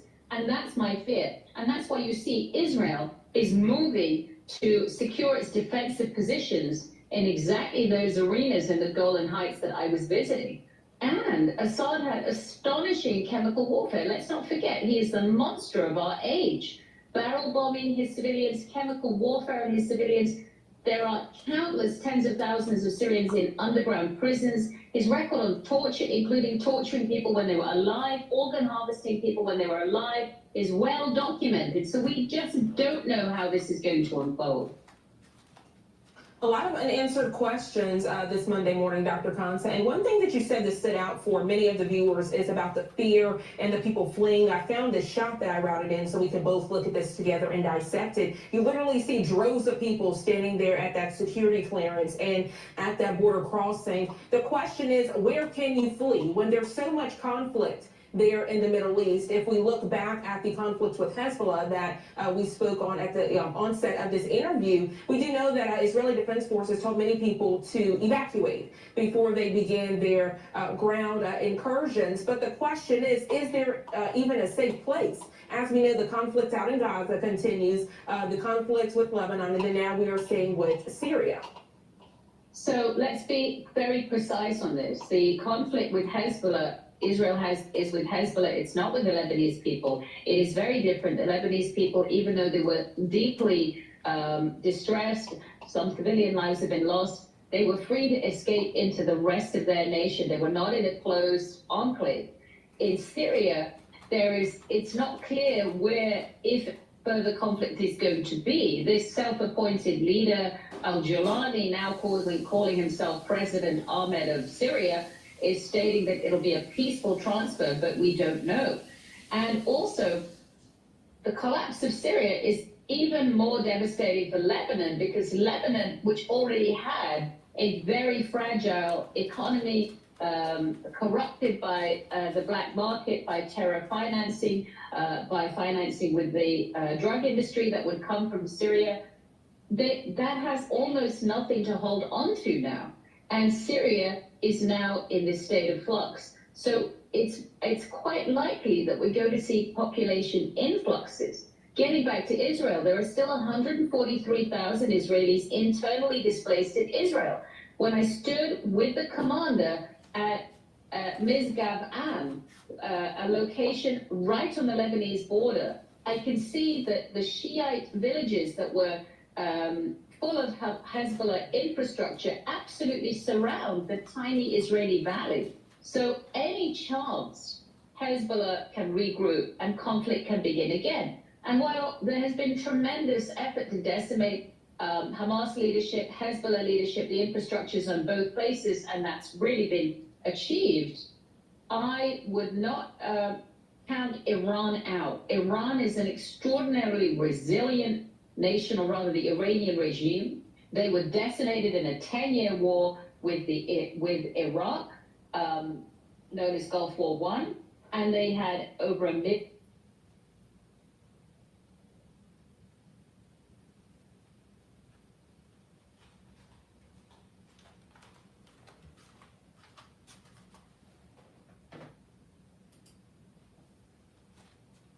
lives lost, and they came back to create this international proxy arena, which has disrupted the wider Middle East. So nothing is certain at the moment. I think Israel is taking very sensible defensive measures in its northern borders to protect against any fallout. I do think there are going to be many Syrians that are living in Turkey that are going to be thrilled to get back into Syrian territory. What they find there and how they will be governed is yet to see. And many, and in fact, the first instinct I had is this very much reminds me of the fall of Kabul and how the Taliban achieved a domination over the country in a few days.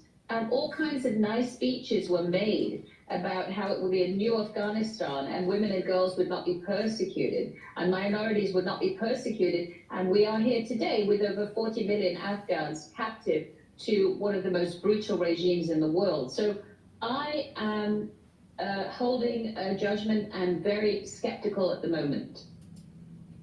Dr. Kansa, man, thank you. We're going to go to the Daniel Introducing Penny. the Highboy Max Pro electric scooter, where power and versatility meet in an exhilarating ride. with 48 volts 1.5 Ah battery. Really, really hurt. What are we gonna do, people? What's gonna happen to us now? This is bullshit. This is bullshit. All right. So Daniel Penny, I think this is a live feed from Raw. You know, live now. All right. Daniel Penny is acquitted, and you're going to start hearing that, oh, it's the black community that's being targeted, you know, by white males that are Marines, you know. Potentially, I don't think it's a high probability, but potentially this may, you know, cause some sort of protesting with the BLM movement. All right? But the reality of the situation was you had an out-of-control person on the subway, and someone decided to try to neutralize that person. So no further harm can take place on the subway. People don't realize, especially in suburbia, the subway system is extremely dangerous in New York. All right? That doesn't mean every train and every car on a train, you know, something's going to happen. But you travel on the subway system every day, at least once a week, minimum, you're going to see some sort of conflict going on that could lead to something like this. Doesn't mean that it will lead to something like this, but it could lead to something like this, at least once a week. The problem. And so you have the black community that's going to try to spin it as this is a miscarriage of justice. You know what was a miscarriage of justice? Lawfaring by Bragg, the DA,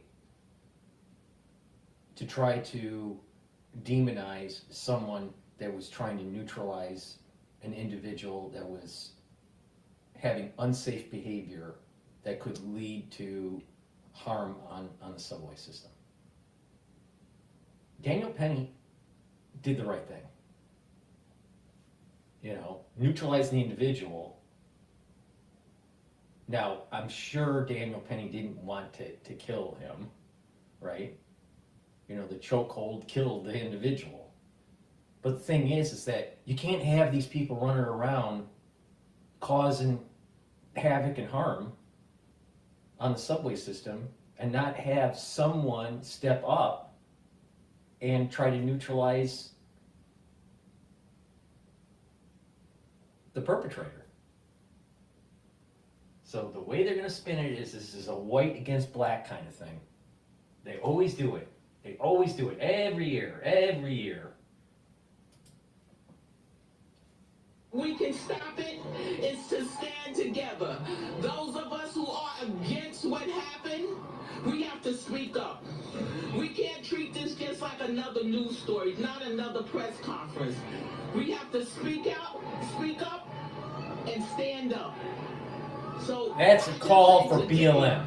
We did not get justice once again. See? And I am saddened. I am truly saddened by the situation because it keeps on happening and no one is standing accountable for their actions. So that means that any civilian could get on the train if they feel threatened and they could choke someone out and they're going to get found not guilty, just like today. This sets a precedent. And we can't let this happen. There was evidence that Neely was out of control. If the police can't do it, the civilians can't do it either. And I just want you to stand with this family. This family needs you right now. No.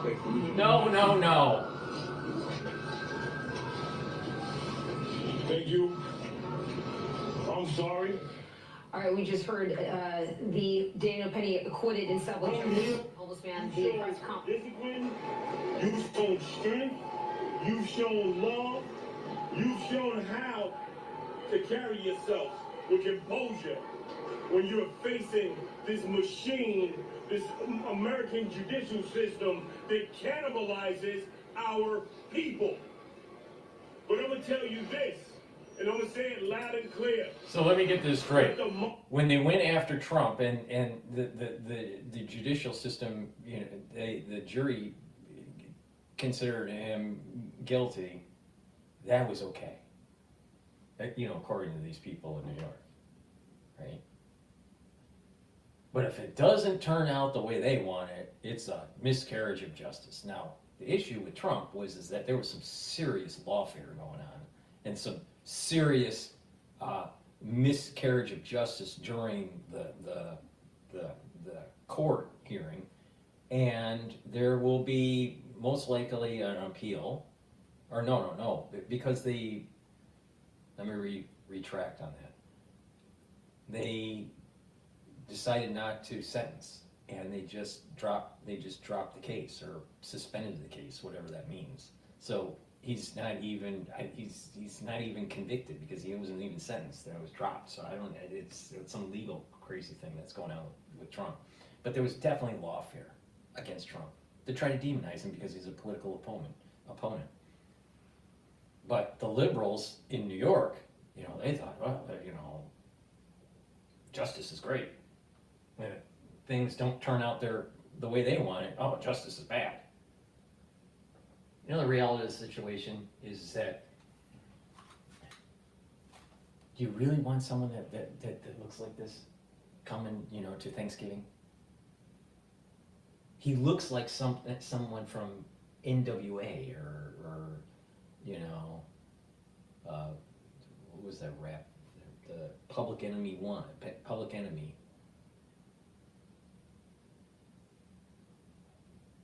You know, there's a time to just realize you got to make the bed, pull up the pants, get educated, brush your teeth, and be productive in the society. And stop calling for burning down the town. Stop calling for activating BLM.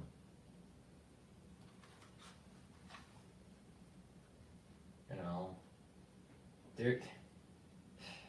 I don't think that BLM is going. I don't think that there's enough inertia to start another BLM, you know, rioting thing over this. I don't think that's going to happen. But it's possible. It's possible. I think it's a low probability, though. Just march and let the steppers step. Let the marchers march. See? And let the steppers step.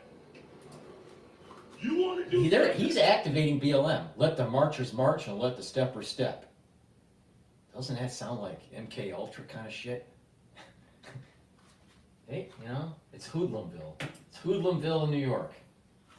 This verdict, then you go into your neighborhood and you promote black unity. Black people, we are all we have. This system protects every other group except for the very people that built this country. Every group that... It's the event of the season. Winning Wonderland is going on now through December 28th at Empire City Casino. Win your share of $1.4 million. The bricks are on the bricks that built this country. There is no love for black people. There's no love in the system. How can you make a moral appeal to a people that have no moral code? How can you preach love to racists? How could you have that stance on that podium in front of the courthouse saying, let the marchers march and the steppers step, whatever the hell that means, but it sounds like BLM activation, when you have so many black males, young, going into Macy's, going into CVS, going into Duane Reade, and stealing?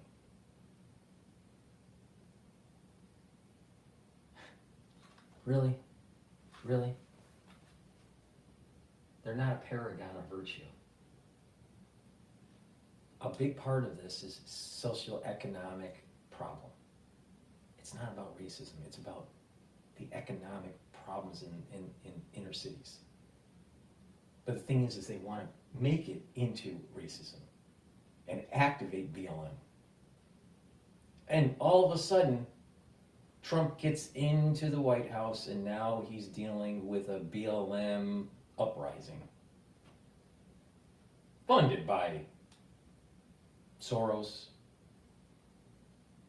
and who knows, maybe Lockheed Martin.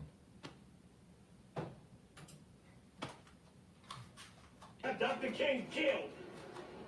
How can you promote love to a nation that is built on death and genocide? That's right. What we preach is unity, black unity. Stop begging this system to justify our lives. Stop begging this system for justice. When things happen to you. Was Neely unsafe in the subway? Yes.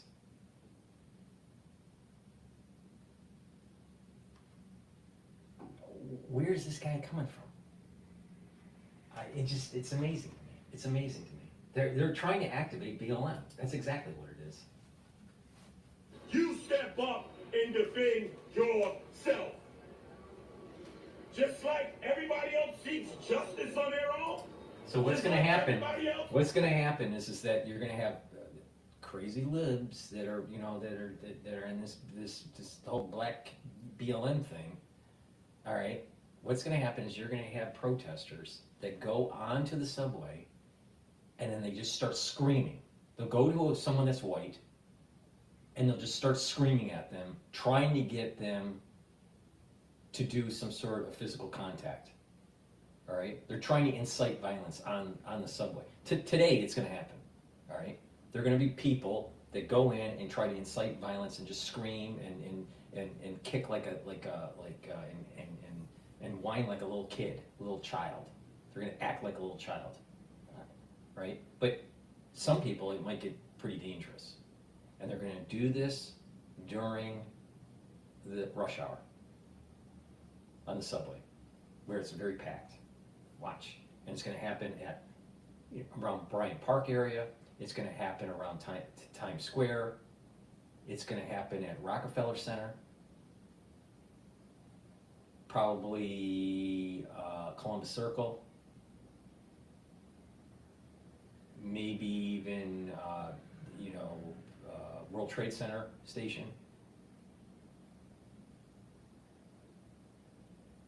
Big problem. Big problem.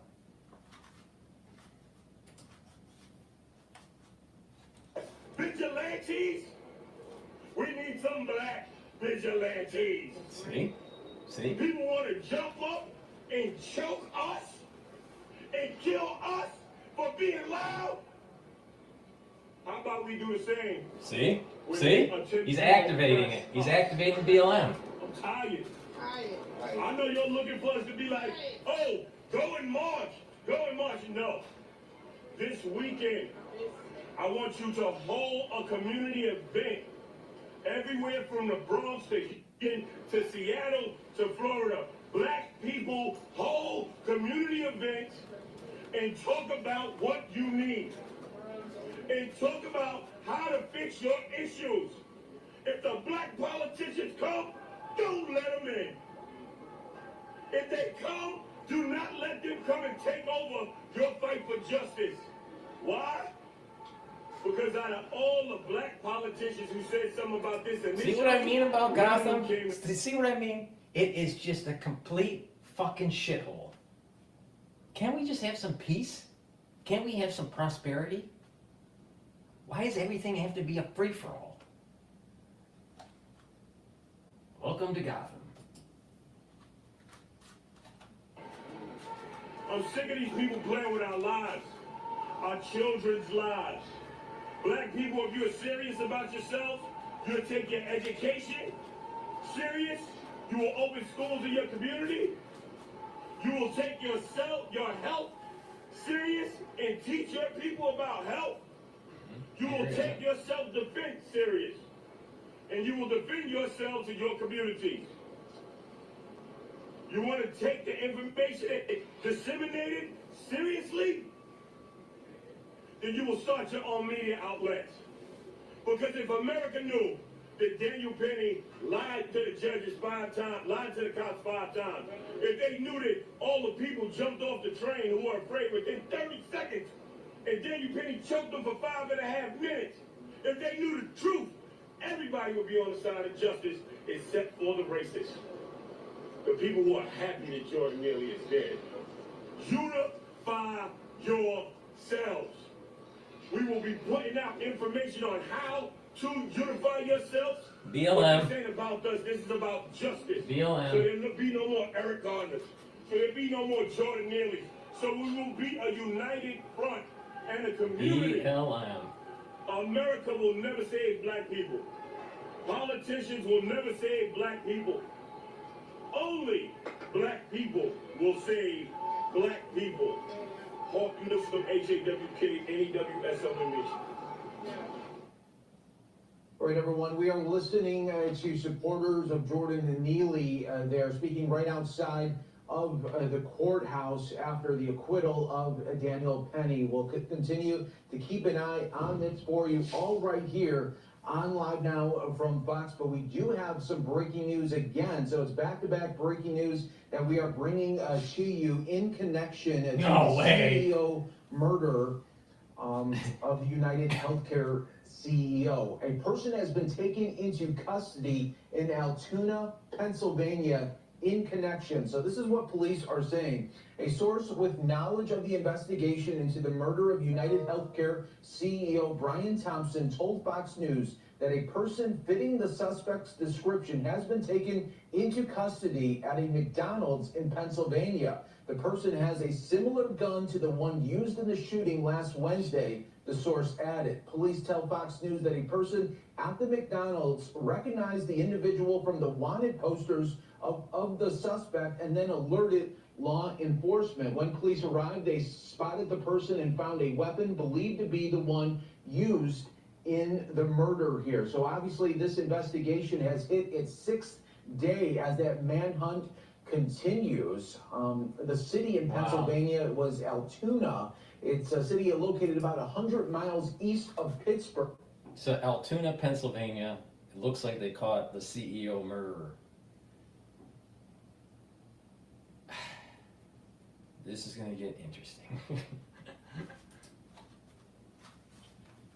For you on Live Now from Fox, earlier today, police were, NYPD detectives were once again in the area of Central Park looking for clues. Remember on Friday, they found a bag that contained, was from the suspect there. And inside that bag was Monopoly money. Many sources believe and experts believe that had something to do with trying to egg on the police and the investigation. But again, we are learning of this breaking news. A person has been taken into custody, matching the description of the suspect as it entered its 6th day. So it looks like they potentially caught the murderer or the assassin. We'll find out what's going on here. Please go to my store, the-studio-reykjavik.com, and help support my show, the work I do, support the channel by getting the supplements. Go to the-studio-reykjavik.com. The link is in the description of this video. And also, interact. This show is for individuals to ask questions. Go on X Spaces. It's a call-in. Request for the mic, and you can ask your question. Lots of things are happening in the world. And we need to build a community, right? And to be interactive to cover breaking news. But please help support my work. Lignans is a powder. It will bring down inflammation. It will help your immune system. It's an antioxidant, so it'll soak up free radicals, and it'll also help your endocrine system. This is a great way to boost up your immune system and give that extra boost for your body to fight disease, fight cancers, just have better health. So please go to my store, the-studio-reykjavik.com, and take the lignans. It's a powder. You mix it with your food or with filtered water. Vitamin B complex, really important for cellular metabolism. The first few B vitamins are for your mitochondria. That helps with the electron transport chain, so you build ATP. ATP is a major energy source.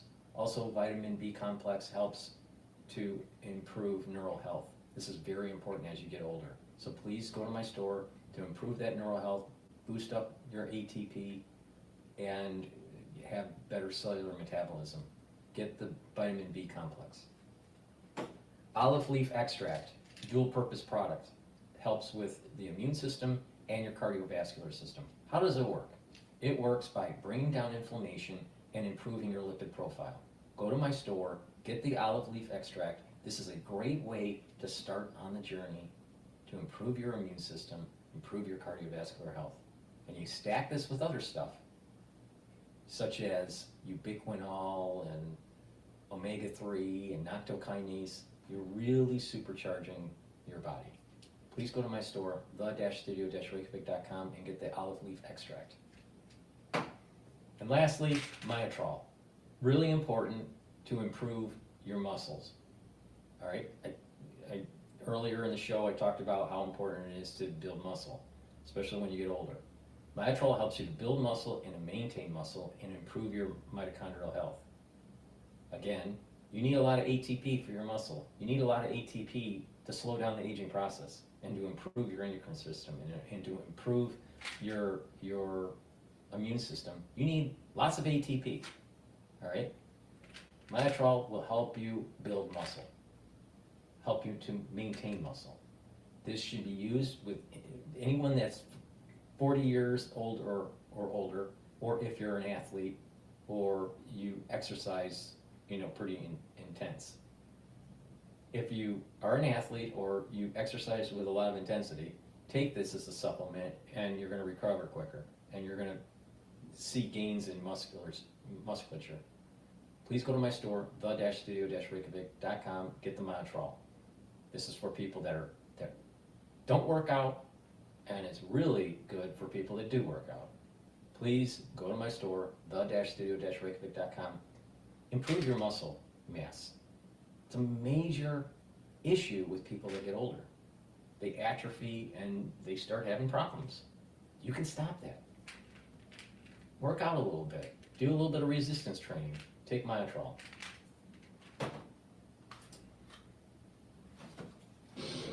Probably about a dozen or so. It was larger this morning when the jurors were going in and when Daniel Penny was arriving here. But as the day got on, it got later into the morning, it kind of fizzled out. But they came with megaphones, they came with signs, and they wanted to make sure they proved the point that they were here. So whatever that verdict was going to be, they were going to be loud about it, and they were going to let us know and let the world know how they feel. Yes, it's emotional for them. They've been calling Daniel Penny a killer for months now. And for them to hear this news, it's still unsettling, and there is... How's the way they act right after the verdict in front of the courthouse than any other day? They always raise their voice to try to get attention. Try to live in the inner city, all right? And actually pay attention to what's going on. You see this all the time, all the time. That's how they get attention. They're always raising their voice. They're always trying to get the attention. Instead of looking internally and seeing that, you know what, a lot of the faults are internal, you can correct them, take ownership of your life, and move forward, and be productive. It can happen. The most prosperous nation in the world, the most prosperous nation in the world, where opportunity is there if you are willing to take it and work hard. There's no guarantee. But there's more opportunity in this country than any other country in the world for the average citizen. If they think it's so bad in America, if they think it's so bad in New York, why are they there? Why are they in New York if it's so bad for their constituency? Why are they in the United States? Why don't they leave? They can go to a different country, have a better future if they think that they're the reality of the situation is the reality reality of the situation is this. Their constituency has never had it as good. And the opportunities that they have are huge if they're willing to take it.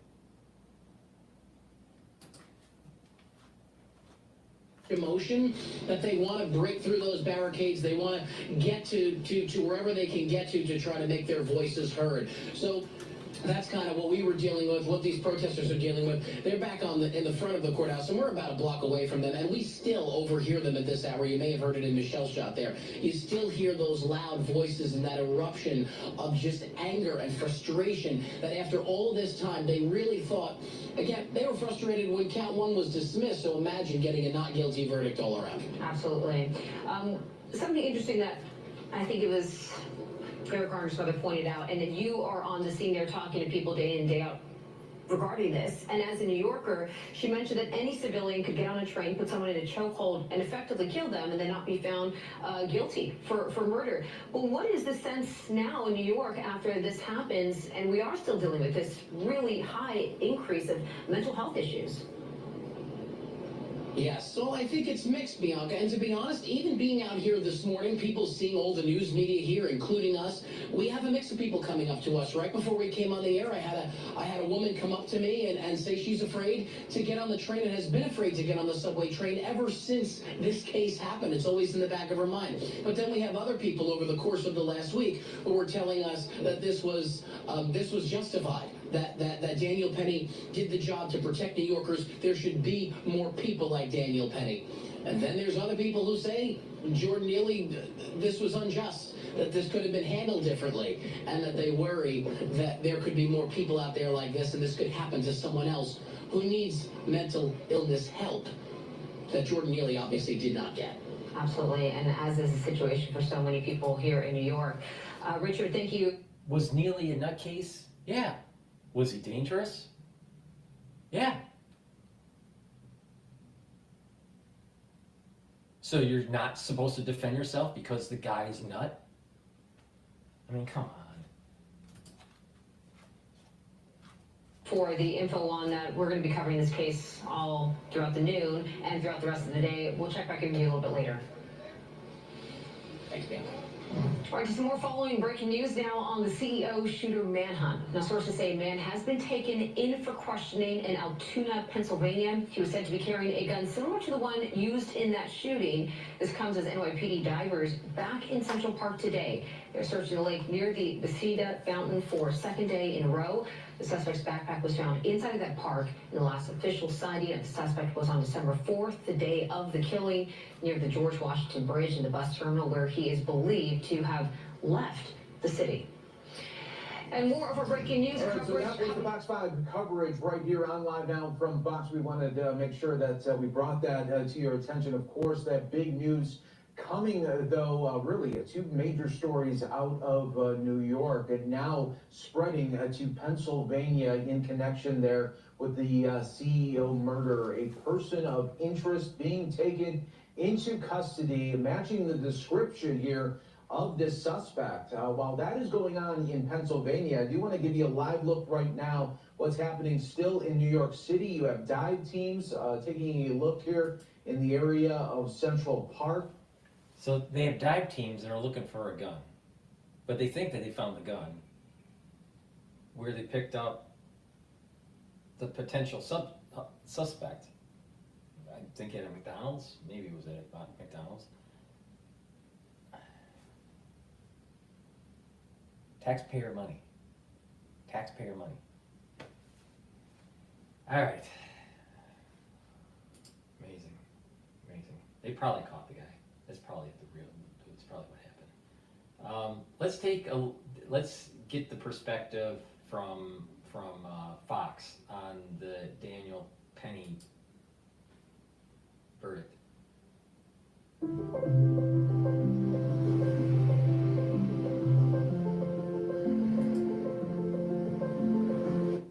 Breaking news. The jury has reached a unanimous verdict in the case of Daniel Penny. He's been found not guilty on the charge of criminally negligent homicide. Now remember what was at stake here. The jury could not agree on manslaughter. They failed to agree twice. The judge gave them another bite at the apple on this lesser charge, negligent. They now say not guilty. What does this mean? Let's first go to reporter C.B. Cotton, who's outside the courthouse, to find out how this has played out. Now, I hear an immediate melee of protesters, C.B. You know what it means? Thanks for asking. DrPaulCottrell thinks it means this. It means that you had a jury that realized that Alan Bragg, DA's office, is out of fucking control. And they'll pick who they want to charge. If a black person kills someone on the subway, they won't charge him. They won't even put him on bail. You don't pay for bail. It's zero bail. Let him go. Don't charge. White guy does it. They charge. So is there racism that's going on? Yeah. But it's happening where you have a black DA, Alan Bragg, going after whites and letting off blacks. And it's not just on the subway killings. It's with the thievery that's going on in the city. Just let them do it. And there's lots of people that go to city council meetings in New York complaining about this problem. Why aren't you going after the criminals, Bragg? Oh, you know what he says? People need a second chance. Oh, it's a mental health issue. Meanwhile, people's property is destroyed or stolen or lives are taken. So Alan Bragg used lawfare against Daniel Penny. Just like he used lawfare against, that office against Trump. Out of control DA, out of control. That's what it means. Hi, Harris, that's right. Protesters are pretty upset. There's a large crowd of them out here next to me. You can hear them rattling the police barricades, saying no justice, no peace. And what they're yelling now follows a series of threats that they hurled earlier as the defense walked in with their client, Daniel Penny, telling the defense team that Daniel Penny can have no peace here in New York if he's found not guilty on this lesser charge, criminally negligent homicide. And from what I can hear right now, they're repeating those threats. They are very angry. Harris, a person is presumed innocent until found guilty. Presumed innocent until found guilty. He was found not guilty. So he's innocent. But the black contingency, the ones that are trying to activate BLM, they just said that they're not going to give him any peace. Vigilantes. Out of control. Out of control. It's Gotham. It's Gotham.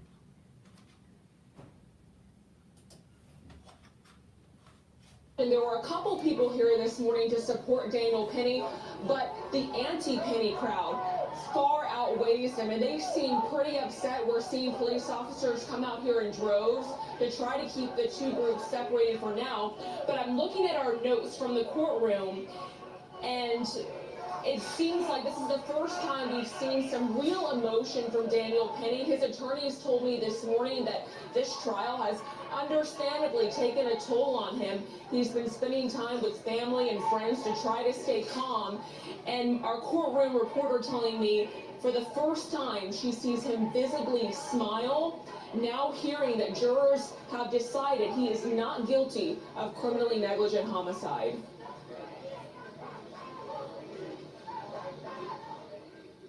Harris, are you with me? Yes, CB, thank you. Sorry about that, and we've lost our picture. So in the for us background, there. if you can't hear it, it's saying no justice, no peace. It sounds awfully like what BLM was doing with some other problems that we had a few years ago. Uh-oh. We'll come back to as the news warrants. That is huge. What C.B. Cotton was just reporting there, that emotion also that she talked about, color inside the courtroom, the first time perhaps that Daniel Penny has had any sort of noticeable reaction. And of course, when a jury finds you not guilty, that is very different than being divided and sending this case again potentially for a retrial. This is significant, not just for Daniel Penny, not just for subway riders who may have been on that jury who found a way through all of the legal wranglings, it would seem, by what we know as a soft on crime DA who does not hand out exactly the adjudication. Alan Bragg and his damn department. I mean, I saw Alan Bragg in person at an event, you know, and he spoke at the event. The guy's a fucking asshole. All right, Alan Bragg is a fucking asshole. He's destroying the city, and it's all about him and pushing this kind of like DEI woke agenda. In critical race theory kind of agenda. It's a kind of a mixture. It's not so much woke, but it's like, it's DEI critical race theory agenda. Seen from Alvin Bragg. So this is really important. I want to bring in now Jonathan Turley, Fox News contributor, constitutional law attorney, and George Washington University law professor. Jonathan, before we get into what comes next in all of this, just your initial reaction. This was fairly quick. It was quick, and it was not entirely expected because this is not obviously how District Attorney Bragg had planned this. The way the case was going was along the sort of design that Bragg had to force a compromise verdict. When the jury deadlocked over the more serious crime, the judge went ahead and allowed them to consider this lesser offense. That is basically what Bragg had hoped, that if he could not get a conviction on the more serious crime, which was unlikely, that they would come back and compromise and convict him on the lesser offense, which, by the way, still came with a potential penalty of 4 years. So I think that the most surprised person in that room may be Alvin Bragg.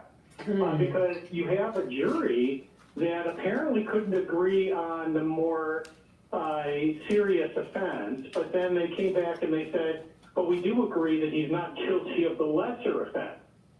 So it's not exactly how this was supposed to play out in his view. And you keep in mind that this is a jury that received an Allen charge. And so that's where the court says, go back and try again. It's a favorite charge of prosecutors because jurors often do then produce a compromise verdict, a conviction for the prosecutor. All right. Well, before we do another, let me try to find another video that's dealing with, oh no, you know what? I'm going to go to CNN about the man in connection with the CEO killing that just was posted. Please go to my store, the-studio-reykjavik.com. Help support your health and help support the channel by getting the omega-3. Omega-3 helps with your lipid profile, really important to improve your cardiovascular health. Take this every day, and you can stack it with some items that I am going to tell you now how to stack to help improve your cardiovascular health. Nattokinase. It's fibrinolytic, breaks up clots, but it also helps to improve the lipid profile, and it's stackable with omega-3. So go to my store, the-studio-reykjavik.com, and take Nattokinase. I have added this to my stack on a daily basis to lower LDL levels and raise the HDL levels. So Nattokinase lowers bad cholesterol and higher good cholesterol. Vitamin K2 and K7. This is a dual-purpose product. This will help with cardiovascular health, but also help with your bones and your joints. Really important. And you stack it with vitamin D3. Vitamin D will help to absorb calcium. It's a gene expression cofactor, so your cells are expressing the genes that it needs to. And if a cell needs to go into apoptosis, vitamin D3 helps with that process, especially if it's infected.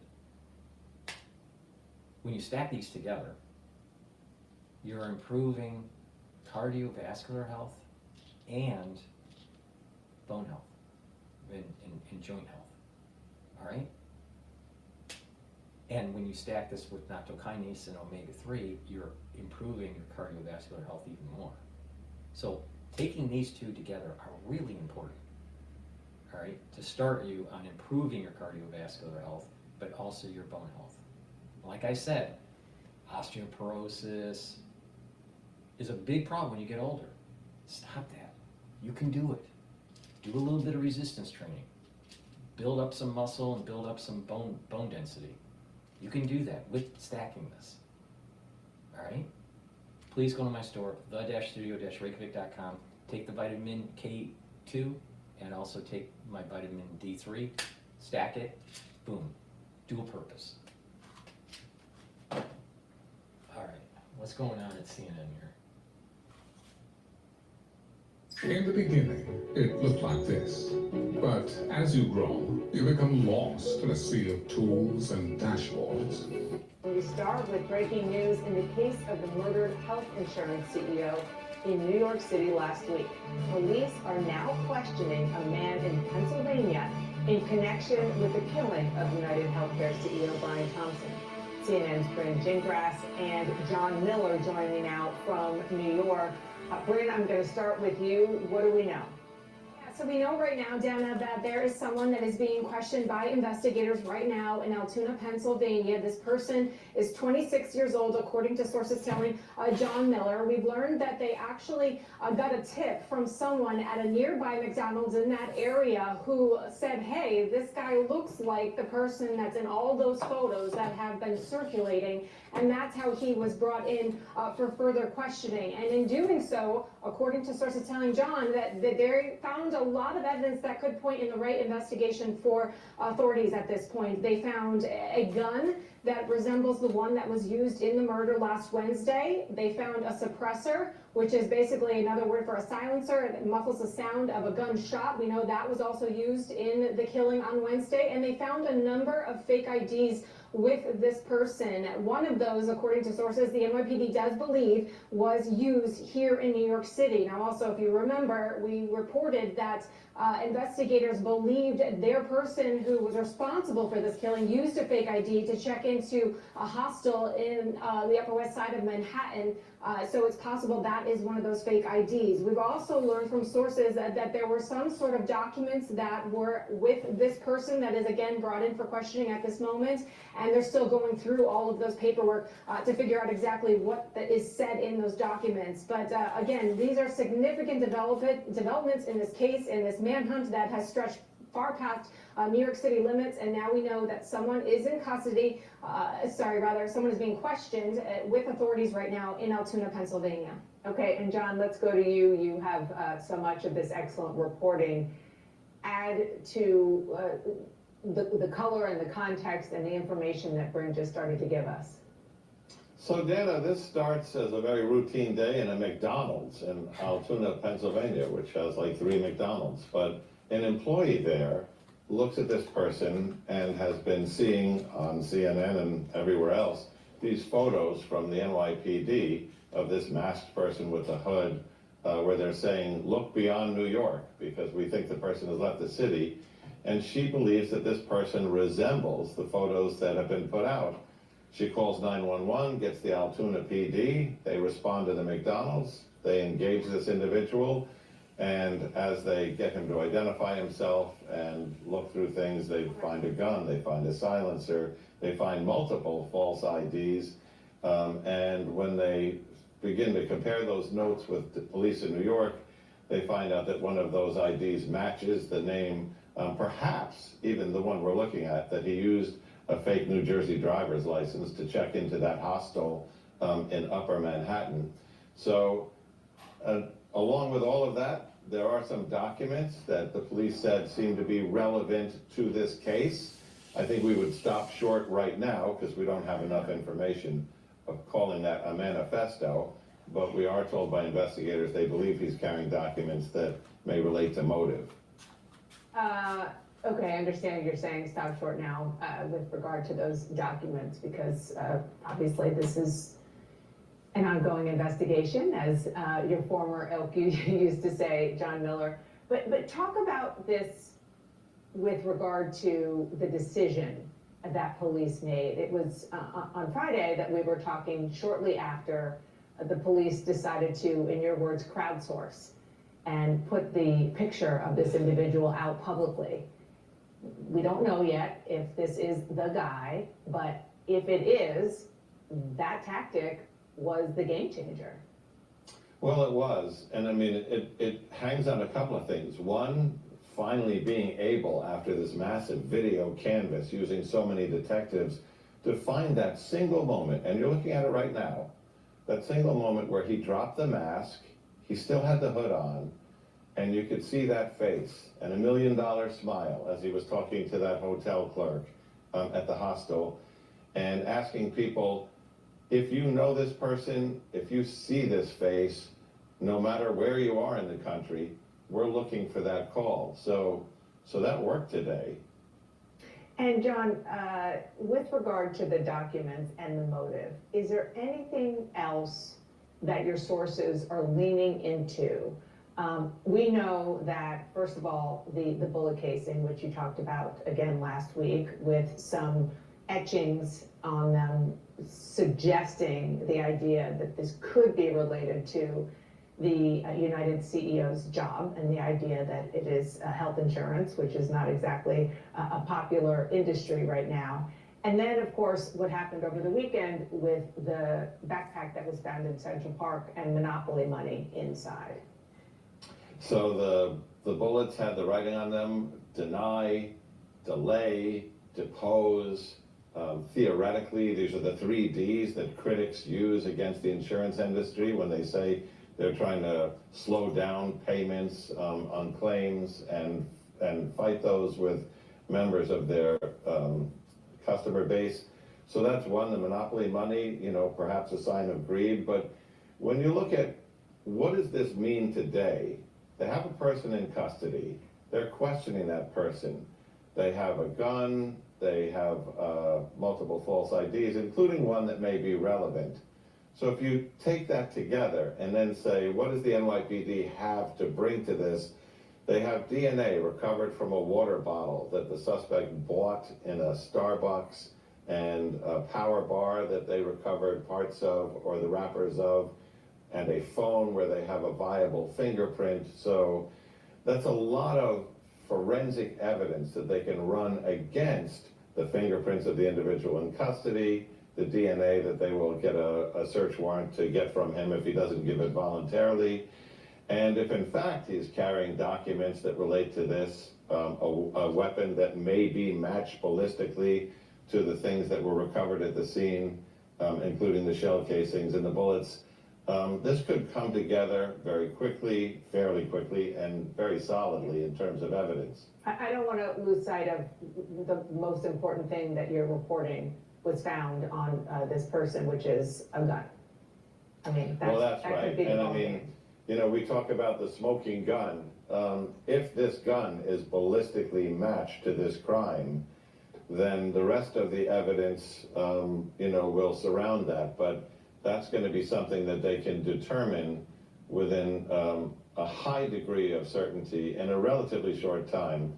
And I mean, one thing we're not mentioning here is there's a citizen involved here who had the care to look at those photos, to look at that individual, to probably compare them right there. I mean, imagine someone looking at their phone, looking at that customer, and making that call, which also means that if our reporting is correct, that it's a McDonald's employee, they are eligible for this $50,000 reward from the FBI and $10,000 from the NYPD. Quite a story, absolutely, if this just does pan out to be the actual alleged suspect. Don't go anywhere, John. Stay close. I want to bring now into the conversation senior law law enforcement analyst Charles Ramsey and retired FBI agent Dan Bruner.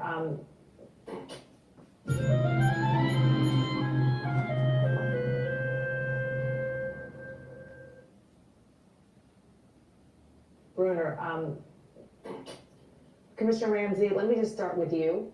What are your thoughts on all of this information that we've gotten so far, and what does it tell you? Well, this could be very significant. There's no question about that. I agree with everything that John said earlier. A couple things. Number one, the fact that the photograph was put out across the country, and even though the person's face was partially concealed, it was still enough there for people to kind of get a sense or a feel for what this individual might look like. And kudos to that employee at McDonald's who looked at this individual and then called 911. You know, normally we don't think we're going to be the ones to solve anything as a private citizen. If you see something, you say, it's probably not the person. But this individual acted, and it may turn out to be the absolute right thing to do. The other thing is the recovery of a gun. Now we have forensic evidence from the scene. We have shell casings, we have DNA, we have fingerprints. All these things, if they match up, then this is the person who's responsible that's going to be charged with this particular crime. So there's still a lot of work that has to take place, but this is a significant development, no question about it, and we'll see how it plays out. Chief Ramsey, thank you for that. Dan Brunner, what are your thoughts? I agree with Chief Ramsey and with John.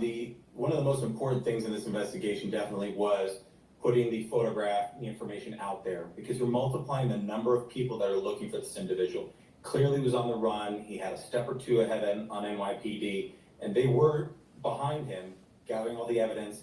But the crucial part was getting him, getting some eyes on him. And the McDonald's employee should absolutely be applauded that they made the phone call, even if they had the suspicion that an individual matched the description of the suspect. That's the job of law enforcement. In my fugitive investigations, I've had countless number of people who called in a tip that it didn't turn out to be anything, but at least we had tips coming in. Eventually, the right tip comes in, and we've captured fugitives at the FBI just like this, just having someone who randomly looks across the counter and says, that sort of resembles the suspect. Let me call 911, let law enforcement handle it, and that was the right thing to do. Well, we'll see what happens. I think they caught the guy. But if he has a lot of fake IDs, then this was kind of, planned that he probably was going to get out of that state and probably, I wouldn't be surprised if this guy is tied to the West Coast. But I could be wrong, but I wouldn't be surprised. But what's more important is to find out if there was some sort of personal injury that United Health did to a family member or to him personally. I think it's not just the story of him killing the CEO and evading authorities, but what was the motive?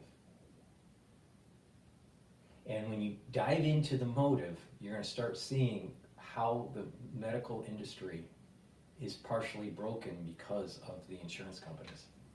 Please go to my store, the-studio-reykjavik.com, and get the vitamin C and magnesium. This is a great way to boost up your immune system. You should be taking this every day, and it also helps with your skin. If you're not feeling well during the cold season, take a double dose, drink it with filtered water. NAC is a supplement that I have on my store that I've added to my stack, my daily routine. NAC helps to boost up glutathione levels. Glutathione soaks up free radicals. It's synergistic with C60. C60 is soaking up free radicals one way. NAC soaks up free radicals a different way. All right, but they're synergistic. It's really important to take every day. This also helps to detoxify your liver and your kidney, and it helps to calm the neural system. All right, so take this on a regular basis, boost up those glutathione levels, help with the health of your liver. Really important. Good Night Formula is a great supplement to take. to get into REM cycle, 3 cycles of REM, deep sleep, so you're well rested in the morning, you're detoxifying your central nervous system, and you're consolidating memory. If you're chronically sleep deprived, you are increasing your chances of early onset of dementia because you're building up toxins. In addition, you're not consolidating memory. So please go to my store, the-studio-reykjavik.com, and get the Good Night Formula. And lastly, zeolite. This is a great way to detoxify your body, get rid of heavy metals, toxins, and chemicals. You can take this every day, take a couple drops, just small drops underneath your tongue, drink it with filtered water. Do that every day throughout the year. Or you can detox once or twice a year. And the way you do that is take a few drops, little drops underneath your tongue, drink it with filtered water, do that daily until the bottle's done, and do that once or twice a year. It's up to you, but it is better to just do a daily maintenance. In addition, make sure you filter your water and make sure you stop eating processed foods, because that's a major source of the chemicals getting into your body. Please go to my store, the-studio-reykjavik.com, and get this very high quality zeolite that helps to detoxify your body. All right.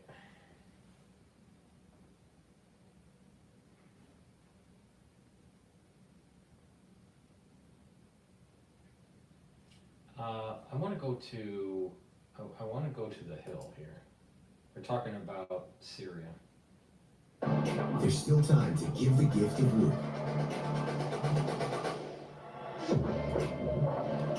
Unlock the help.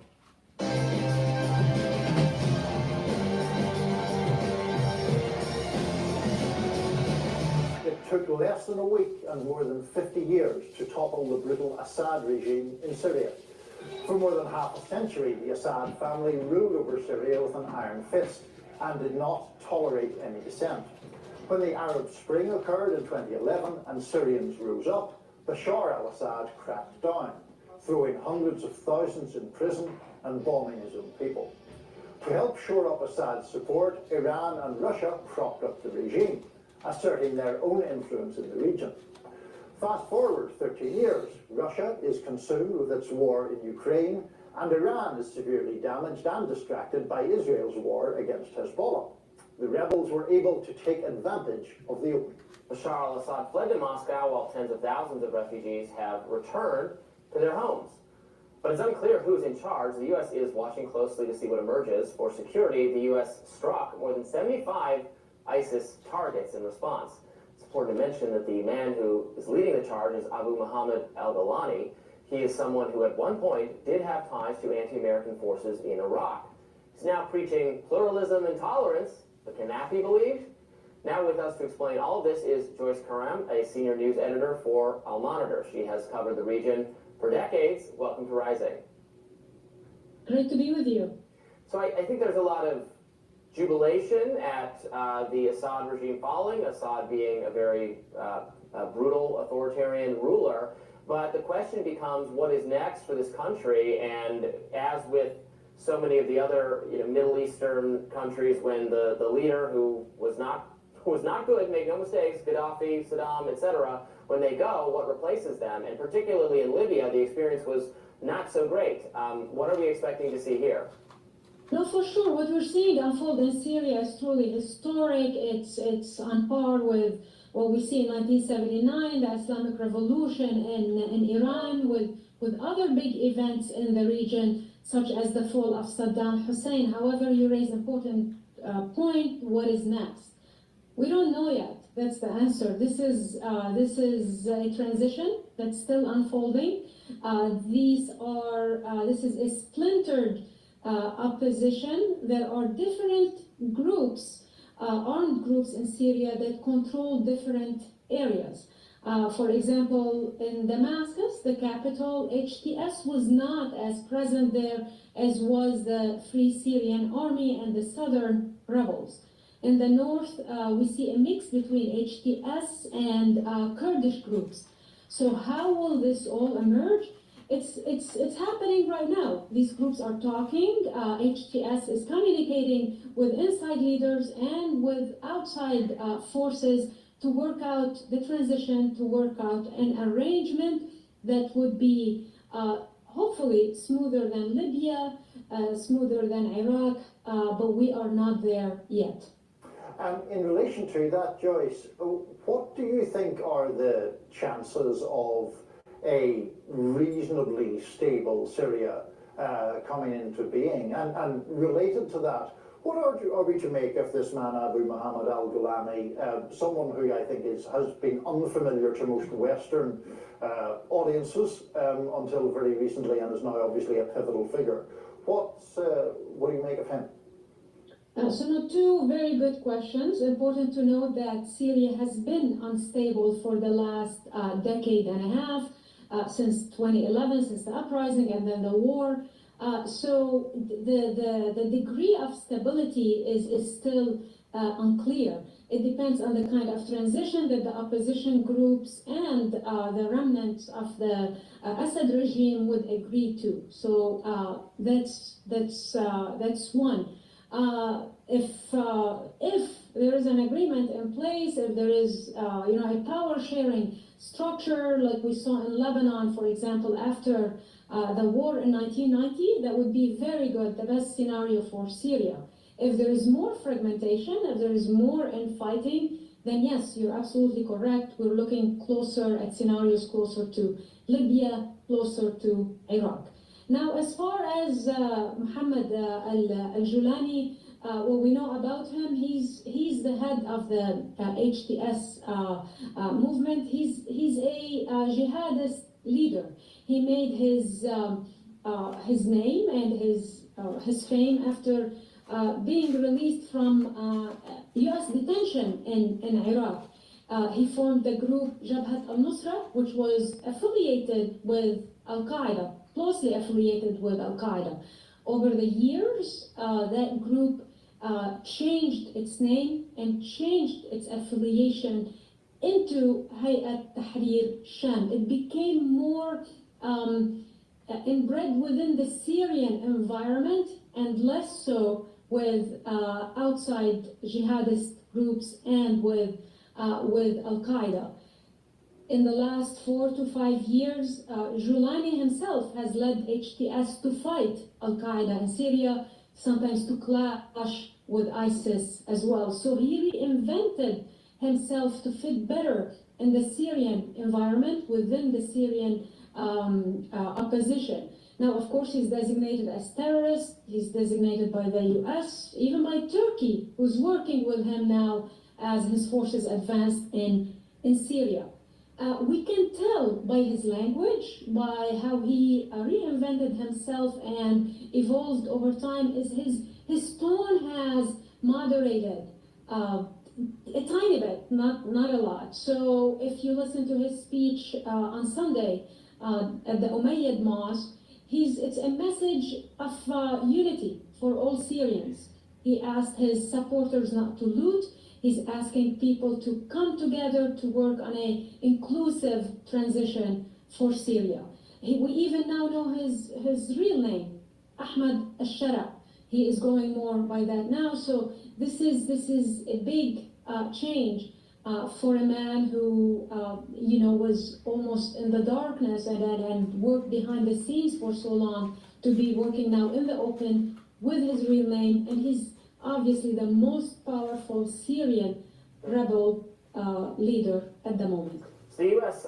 bombed these ISIS targets in Syria without, as far as I know, a congressional authorization for the president to be fighting ISIS in Syria itself.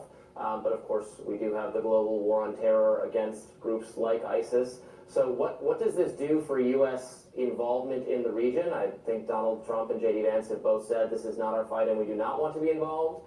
There is a suspicion, a growing suspicion, I think, among certainly Republican lawmakers and maybe many of the citizens about being more involved in this region in general, that this has not worked out to our advantage. But because we do have an authorization or a mandate to fight ISIS, Is that what's to come here? It looks like that's the U.S. priority now in addressing the situation in Syria. We've gone full circle in the U.S. role from 2012 and calling on Assad to step down, if you remember, Barack Obama at the time, to not responding to the chemical weapons attack. And now what you're seeing is, we're sort of happy that Bashar al-Assad is out, but this is not our problem. We want to stay out of it. Let the Syrians, let middle powers in the region, such as Turkey, Jordan, other groups, other countries work out the political transition in Syria. But the U.S. mission, the U.S. priority remains fixated on ISIS, to prevent a resurgence of ISIS, to prevent that from the current fragmentation, from the current infighting between some opposition groups, that ISIS doesn't take advantage of that. So in the short term, we're still likely to see more of that. In the medium and long term, we'll have to wait to see what President-elect Trump, what strategy he would want for Syria. This is obviously, you remember from 2019, President Trump then wanted to withdraw U.S. forces from Syria. The situation is very different today. So we'll have to wait and see what the next administration does. Joyce Coran, Senior News Editor with Al Monitor. Thanks for joining us. Thank you so much. All right, that's a little bit of Syria. Please go to my store, the-studio-reykjavik.com, and get the NAD+. This helps to boost up your energy levels, also helps to heal your DNA damage, and it helps to protect your neurons. Really important to add this to your stack, especially when you get older. So please go to my store, the-studio-reykjavik.com. Boost up the healing process on your DNA damage and protect your neurons. Really important. Ubiquinol, the most bioavailable CoQ10 that you can get. This is a very high quality supplement. Take Ubiquinol every day. This is an antioxidant. It'll help to improve the mitochondrial health and boost up your energy levels. And it helps to protect your neurons. So please go to my store, the-studio-reykjavik.com, get the Ubiquinol. This is stackable with C60, NAD+, NAC, resveratrol. This is a great stack supplement.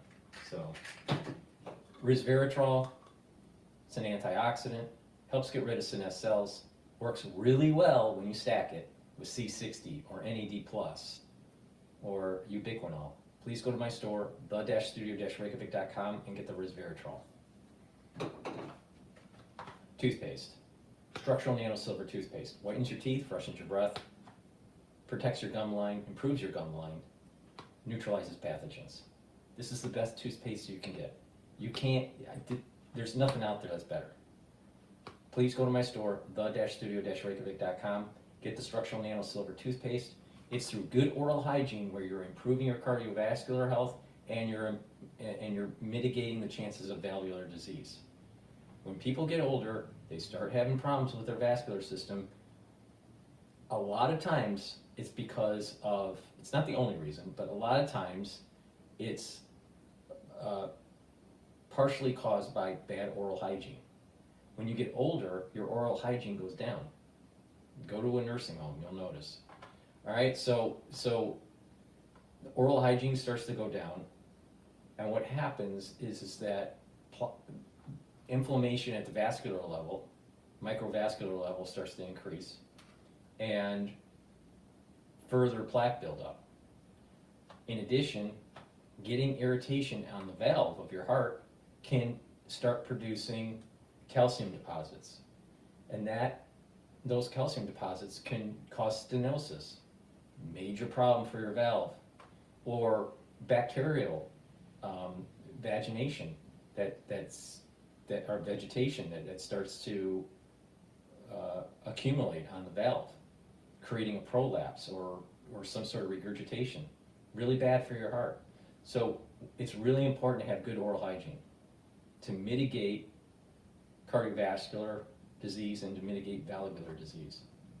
You don't want valvular disease. It's really bad for you.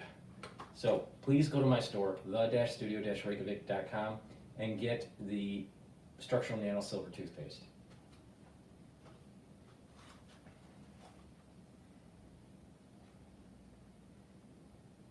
All right, let's go to balance of power, see what Bloomberg has to say. Bashar al-Assad in Syria. He, of course, has now taken refuge in Russia with...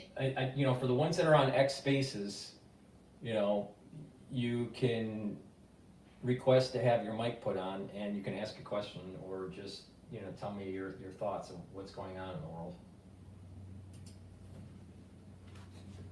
The Assad regime has fallen. This regime brutalized and tortured and killed literally hundreds of thousands of innocent Syrians. The fall of the regime is a fundamental act of justice.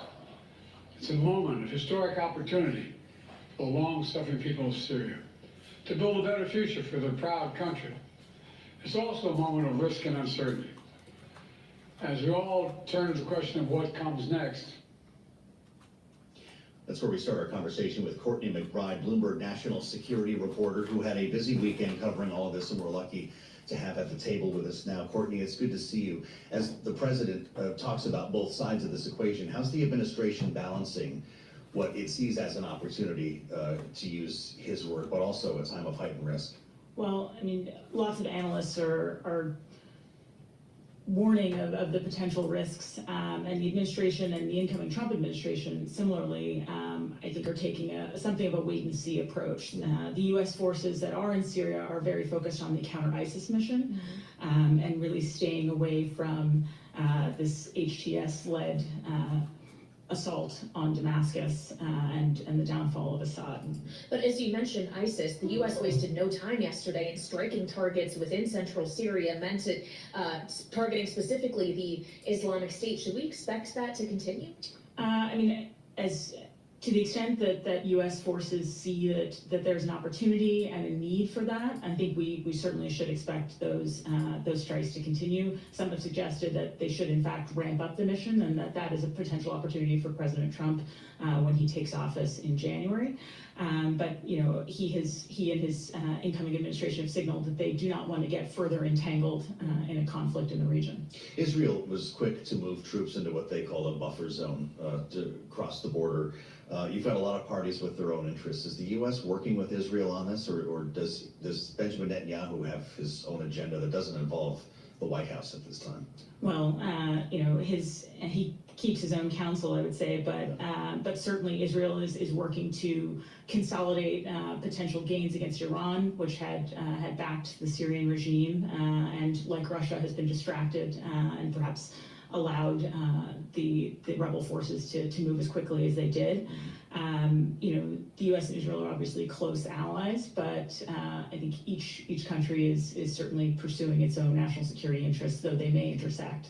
Well, and Israel, of course, has been pursuing its interests in its conflict with Hezbollah that now is in a temporary, for now, ceasefire agreement in Lebanon, bordering Syria. What are the implications to that ongoing conflict, knowing Hezbollah was being a supportive force for Assad's forces until it was materially weakened by Israel's attacks? Sure. Well, I mean, Syria has been sort of a ground route for Iran to supply Hezbollah, and so there's a lot of concern in Israel, you know, moving quickly, as you said, to try to capitalize on this vacuum in Syria. But there's some concern about what happens with that Lebanon-Syria border. Who's going to secure it? Will the Lebanese armed forces do that? Assad had kept it open to allow for some of that resupply. So that is one of many areas that are going to be a key focus. Russia has an important naval base on the Mediterranean. What happens to it? That remains to be seen. I mean, you know, the Kremlin spokesman Dmitry Peskov suggested that negotiations, you know, may be ongoing with whoever ends up taking power. That lone Mediterranean naval base for Russia has been critical, and you know, they will be keen to keep it. But what you know, the group that takes power, whoever it may be, in Syria decides to do is anyone's guess, and they may seek something from Russia. whether that be the return of Assad for trial or any other inducements. All right, whoever it may be, we have yet to find out. Bloomberg national security reporter Courtney McBride, thank you so much for joining us. And we want to get more insight now from someone who knows this region incredibly well. Retired Lieutenant General Ben Hodges is back with us here on Balance of Power on Bloomberg TV and radio. He's former commanding general of the U.S. Army in Europe and Supreme Allied Commander, but also a veteran of the wars in Afghanistan and Iraq. General Hodges, thank you so much for coming back. It's great to have you, sir. As we look at this power vacuum that has very suddenly come into the fore in Syria, just how dangerous is it? Well, of course, and Courtney did a great job as always just now. Yes, there's danger, but I see huge opportunity. I mean, the situation we're facing now is a result in part of failed deterrence on our part. We did nothing after the Syrians and the Russians jumped over President Obama's red line 10 years ago. And for the last 10 years, U.S. strategy has been tolerance of Assad, hyper-focus on ISIS, but really not much else, and only providing humanitarian aid to the opposition versus real meaningful help. And then the support that we gave to the YPG, which is a branch of the terrorist organization PKK, has really damaged our relationship with our strategic NATO ally, Turkey. So I think if we look at what America's interests are, contrary to what the incoming president said, that we should just stay out and stand by, we have serious interest here. Number one, we do not want Russian or Iranian influence to continue inside Syria. We don't want Syria to be a transit for weapons from Iran to Hezbollah. We don't want Syria to be a place that can export terrorism. And there are more than 3 million Syrian refugees, mostly in Turkey, but also in other countries in Europe, that want to come home and need to come home, and we want to facilitate that. And then finally, of course, Syria being a peaceful neighbor with Israel. So we have to be involved, and now seems to me the right time to start moving in the direction towards those interests. Well, the postmortem here is pretty remarkable, General, when it comes to strategic errors, the mistakes that Vladimir Putin made specifically that led to this, the oversights, the errors arguably strategically that Iran made that brought us to this point. President Biden spoke about this just a bit when he was addressing the nation yesterday. As an expert in military strategy, speak to the losses that Vladimir Putin brought to his own front step. Well, the Russians are actually in big trouble in a lot of places right now. And this is, again, opportunity where if we're thinking in a proactive, strategic way, we could damage Russia so badly right now that it could help improve security in the transatlantic area as well as the Middle East for decades to come. Russia is overextended. They've had this Navy base in Tartus now, I think, for something like 50 years. That's been their foothold in the Mediterranean. But then they go to war against Ukraine, which was unprovoked, unnecessary, but they did that.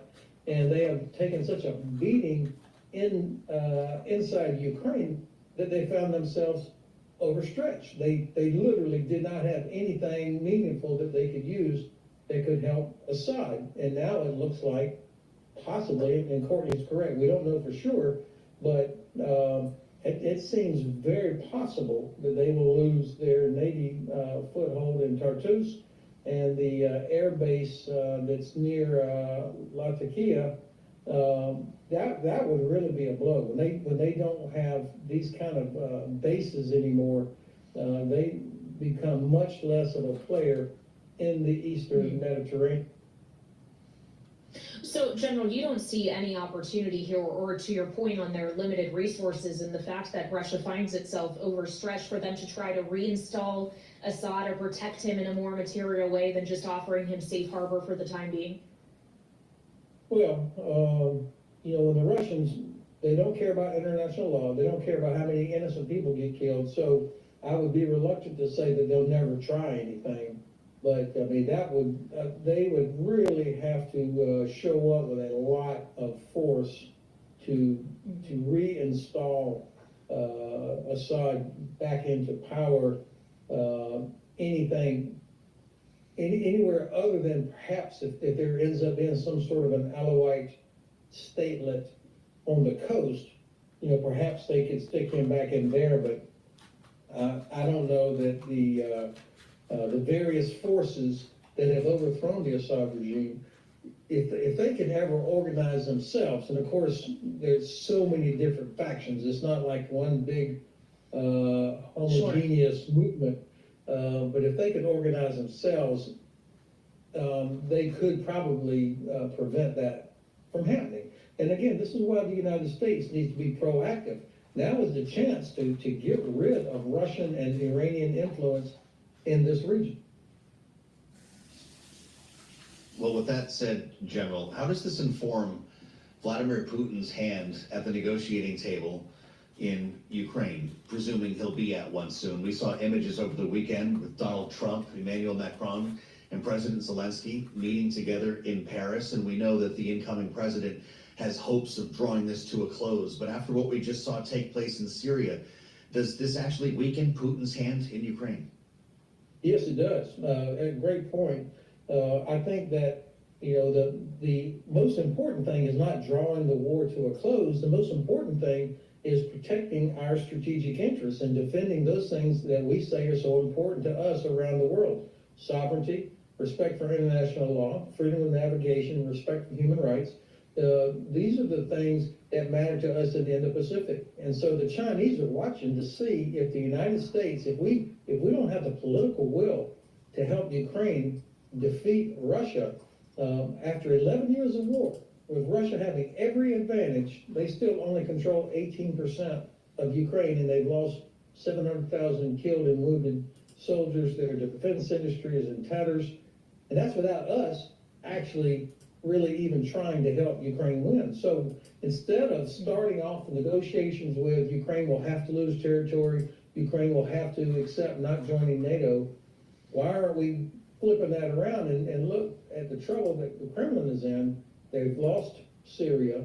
Their puppet in Tbilisi in Georgia, the Georgia Dream Party, is under enormous pressure from Georgian people who want nothing to do with this return to Russian domination.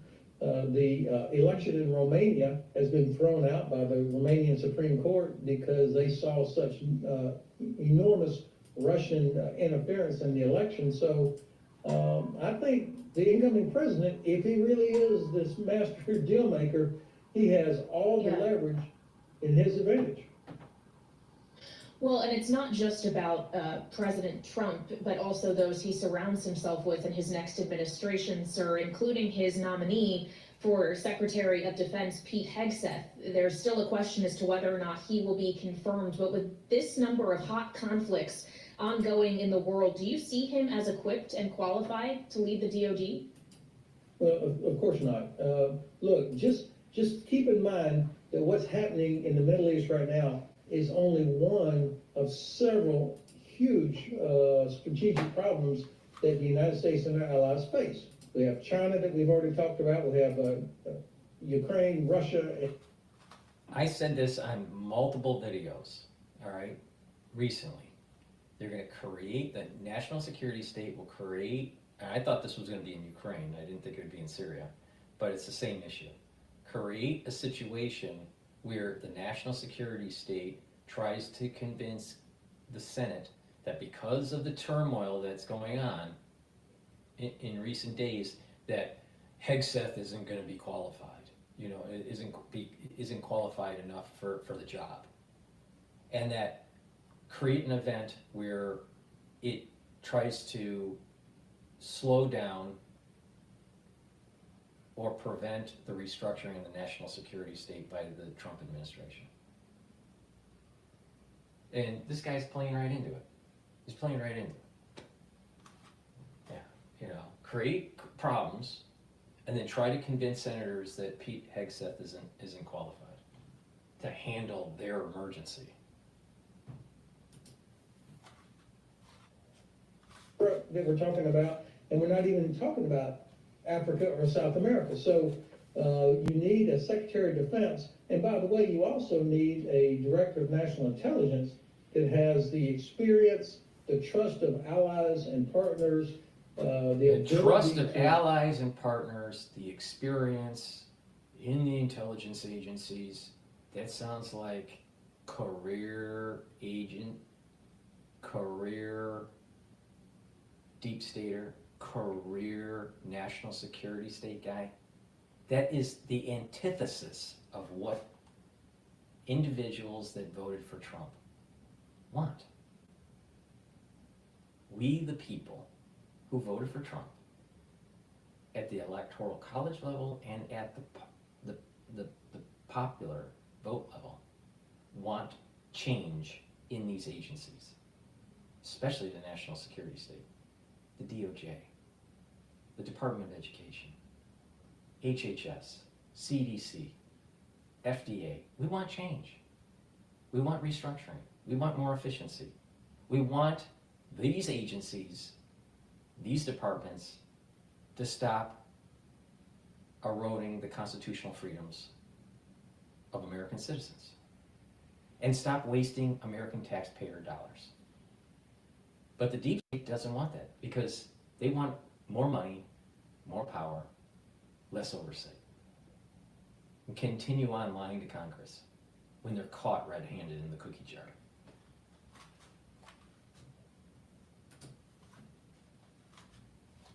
Muster all of our capabilities to properly analyze and deal with each of these scenarios. And I can't believe that the Senate will forfeit its constitutional role and rubber stamp these nominations. I can't believe that they think this is the best the Republican Party can do to fill these two critical agencies or departments. And it's not a matter of best, it's the right person for the restructuring. When you're restructuring a corporation, you want someone usually that is not part of the system. You want to hire outside the system. Now, of course, you may have deputies and you know, lower staff members that are helping that change agent. But Pete Hegseth is the right guy for the job, for what we, the people, want. I am so tired of these, quote, experts, you know, former commanding general of the U.S. Army in Europe. Don't you think he has a dog in the race when it comes to NATO? Or maybe, you know, a golden parachute with the defense contractor? I bet he does. Now, what is Trump saying? You know what, Europe? Pay your own way. Stop wasting American taxpayer dollars. Former commanding generals don't want to hear that because it might hurt their contract with the defense industry. So maybe he's not the right guy to ask about change. Did the guy win a war? No. These generals, not one general won a war since World War II. Not one. Not Korea, not Vietnam.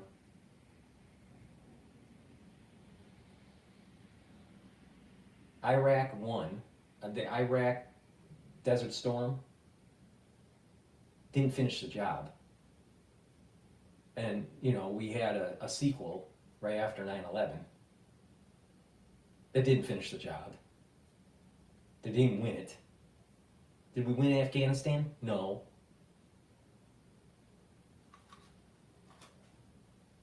Maybe the system is broken. Maybe it needs to be restructured. Maybe it needs to be more efficient. Maybe it needs less DEI. Maybe it needs to focus on weapon systems that are not as costly and that are more lethal. And not give so much optionality on weapon systems like the F-35. The F-35 has so many optionalities that it had cost overruns, it has servicing issues. Why does the Marines need a jet that is different than the Air Force because they want vertical takeoff. Well, maybe the Marines don't need a damn an airplane. I think we spend too much money. There's too much overlap. There's too much redundancy. Now, you need some redundancy, but if you really want to, look at this, it's about senators bringing jobs to their state, manufacturing weapon systems that we don't need or that don't perform as well as they should be.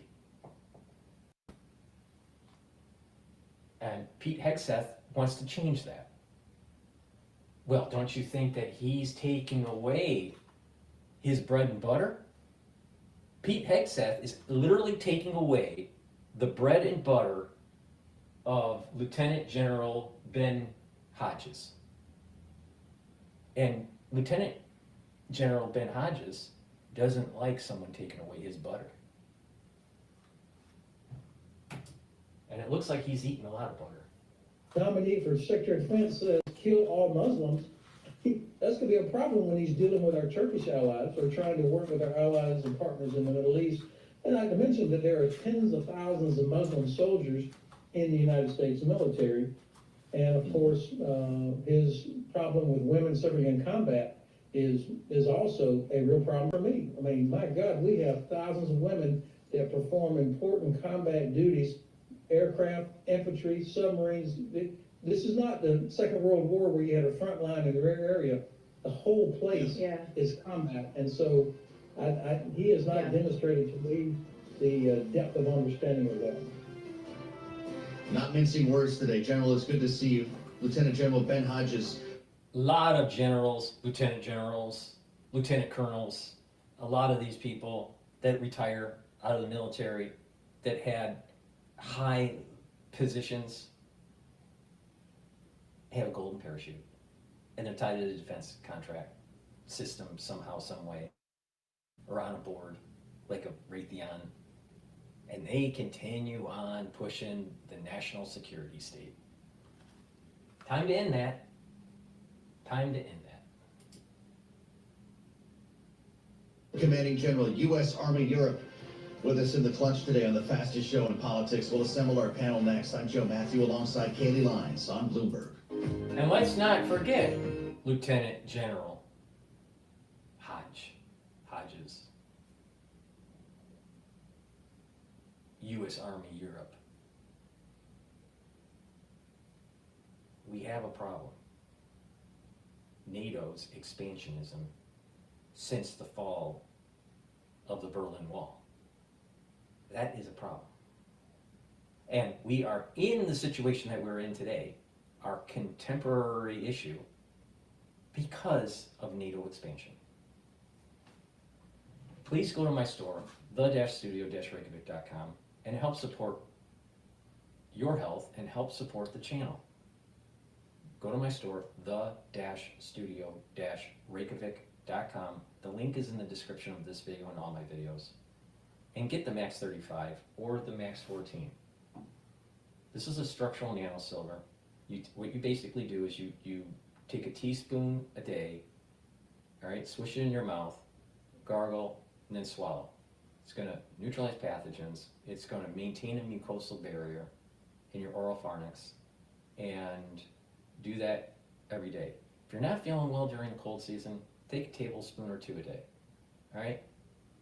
It's a great way to boost up your immune system. So please go to my store and get the Max 30, the Max 35, and the Max 14. Please go to my store, the-studio-reykjavik.com.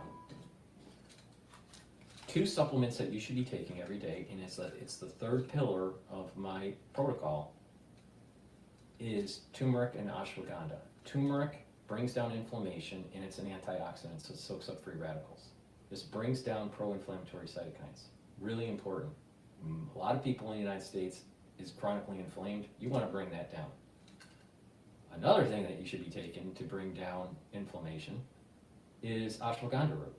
Ashwagandha root will bring down cortisol levels. A lot of people in America have too high of cortisol levels because they're either stressed they're not sleeping well. And it also controls glucose levels. And by doing that, you're bringing down inflammation in the vascular system. So taking turmeric and ashwagandha together is a great way to improve your immune system and your cardiovascular system. Because if you bring down inflammation, your immune system is better. And by bringing down inflammation, you're reducing the chances of further plaque formation. Because it's the inflammation at the vascular level that leads to plaque formation. You want to stop that. This is a great way to do it. Please go to my store, the-studio-reykjavik.com. Get the turmeric and the ashwagandha. Take it every day. Improve your cardiovascular health and your immune system.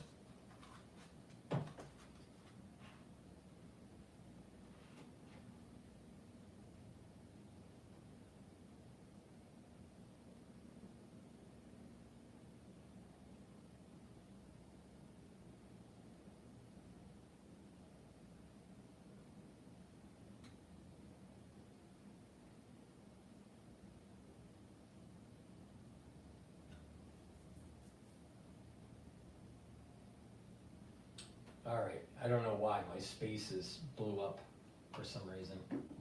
I don't know, it just stopped functioning. I'm not sure why there was an issue there.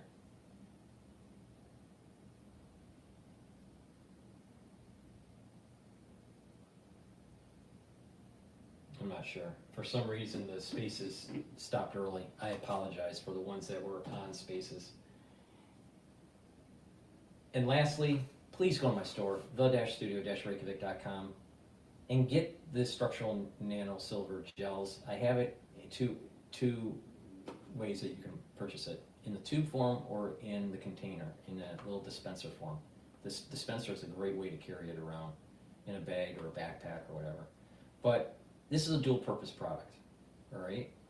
What you do is that you can use it to neutralize pathogens, put it on your hands, around your mouth, around your eyes, around your nose, around your ears, lightly coat your nostrils, stays active for 5.5 hours. It creates a barrier and neutralizes pathogens, all right? Great way to get through the cold season. It also helps to heal cuts, abrasions, and minor burns quicker. And you can use it as a daily skincare routine. Put it on your skin, keep it on there, and then later in the day, exfoliate. Another way to do it is to put it on your skin right before you go to bed, and then when you wake up, exfoliate in the morning. What you'll notice is that your skin's clearer and tighter, especially around your face. It's a great way as a skincare and to neutralize pathogens during the cold season, heal wounds quicker. It's a great product. It's something that you should have in your medicine cabinet. You should have it in your bag, or or your backpack, because you don't know. We're in the cold season, and people at work are going to be sick. People at home will be sick, or at school or whatever, right? People around you will be sick this season. Cases are going up in December, most likely also in January, so it behooves you to stock up. Get structural nanosilver gels, use them, and you are mitigating problems during the cold season.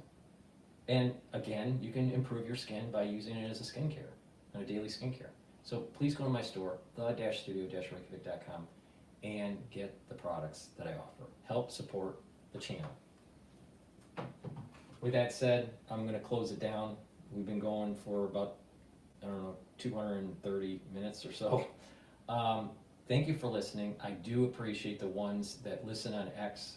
I apologize for the early cancellation of the show for X Spaces. For the ones that have been watching during the live stream, thank you very much. I do appreciate it. Don't be afraid to interact. Get on X Spaces when I'm doing the live streams. Do a call in. Tell me what you're thinking. All right? This is supposed to be interactive.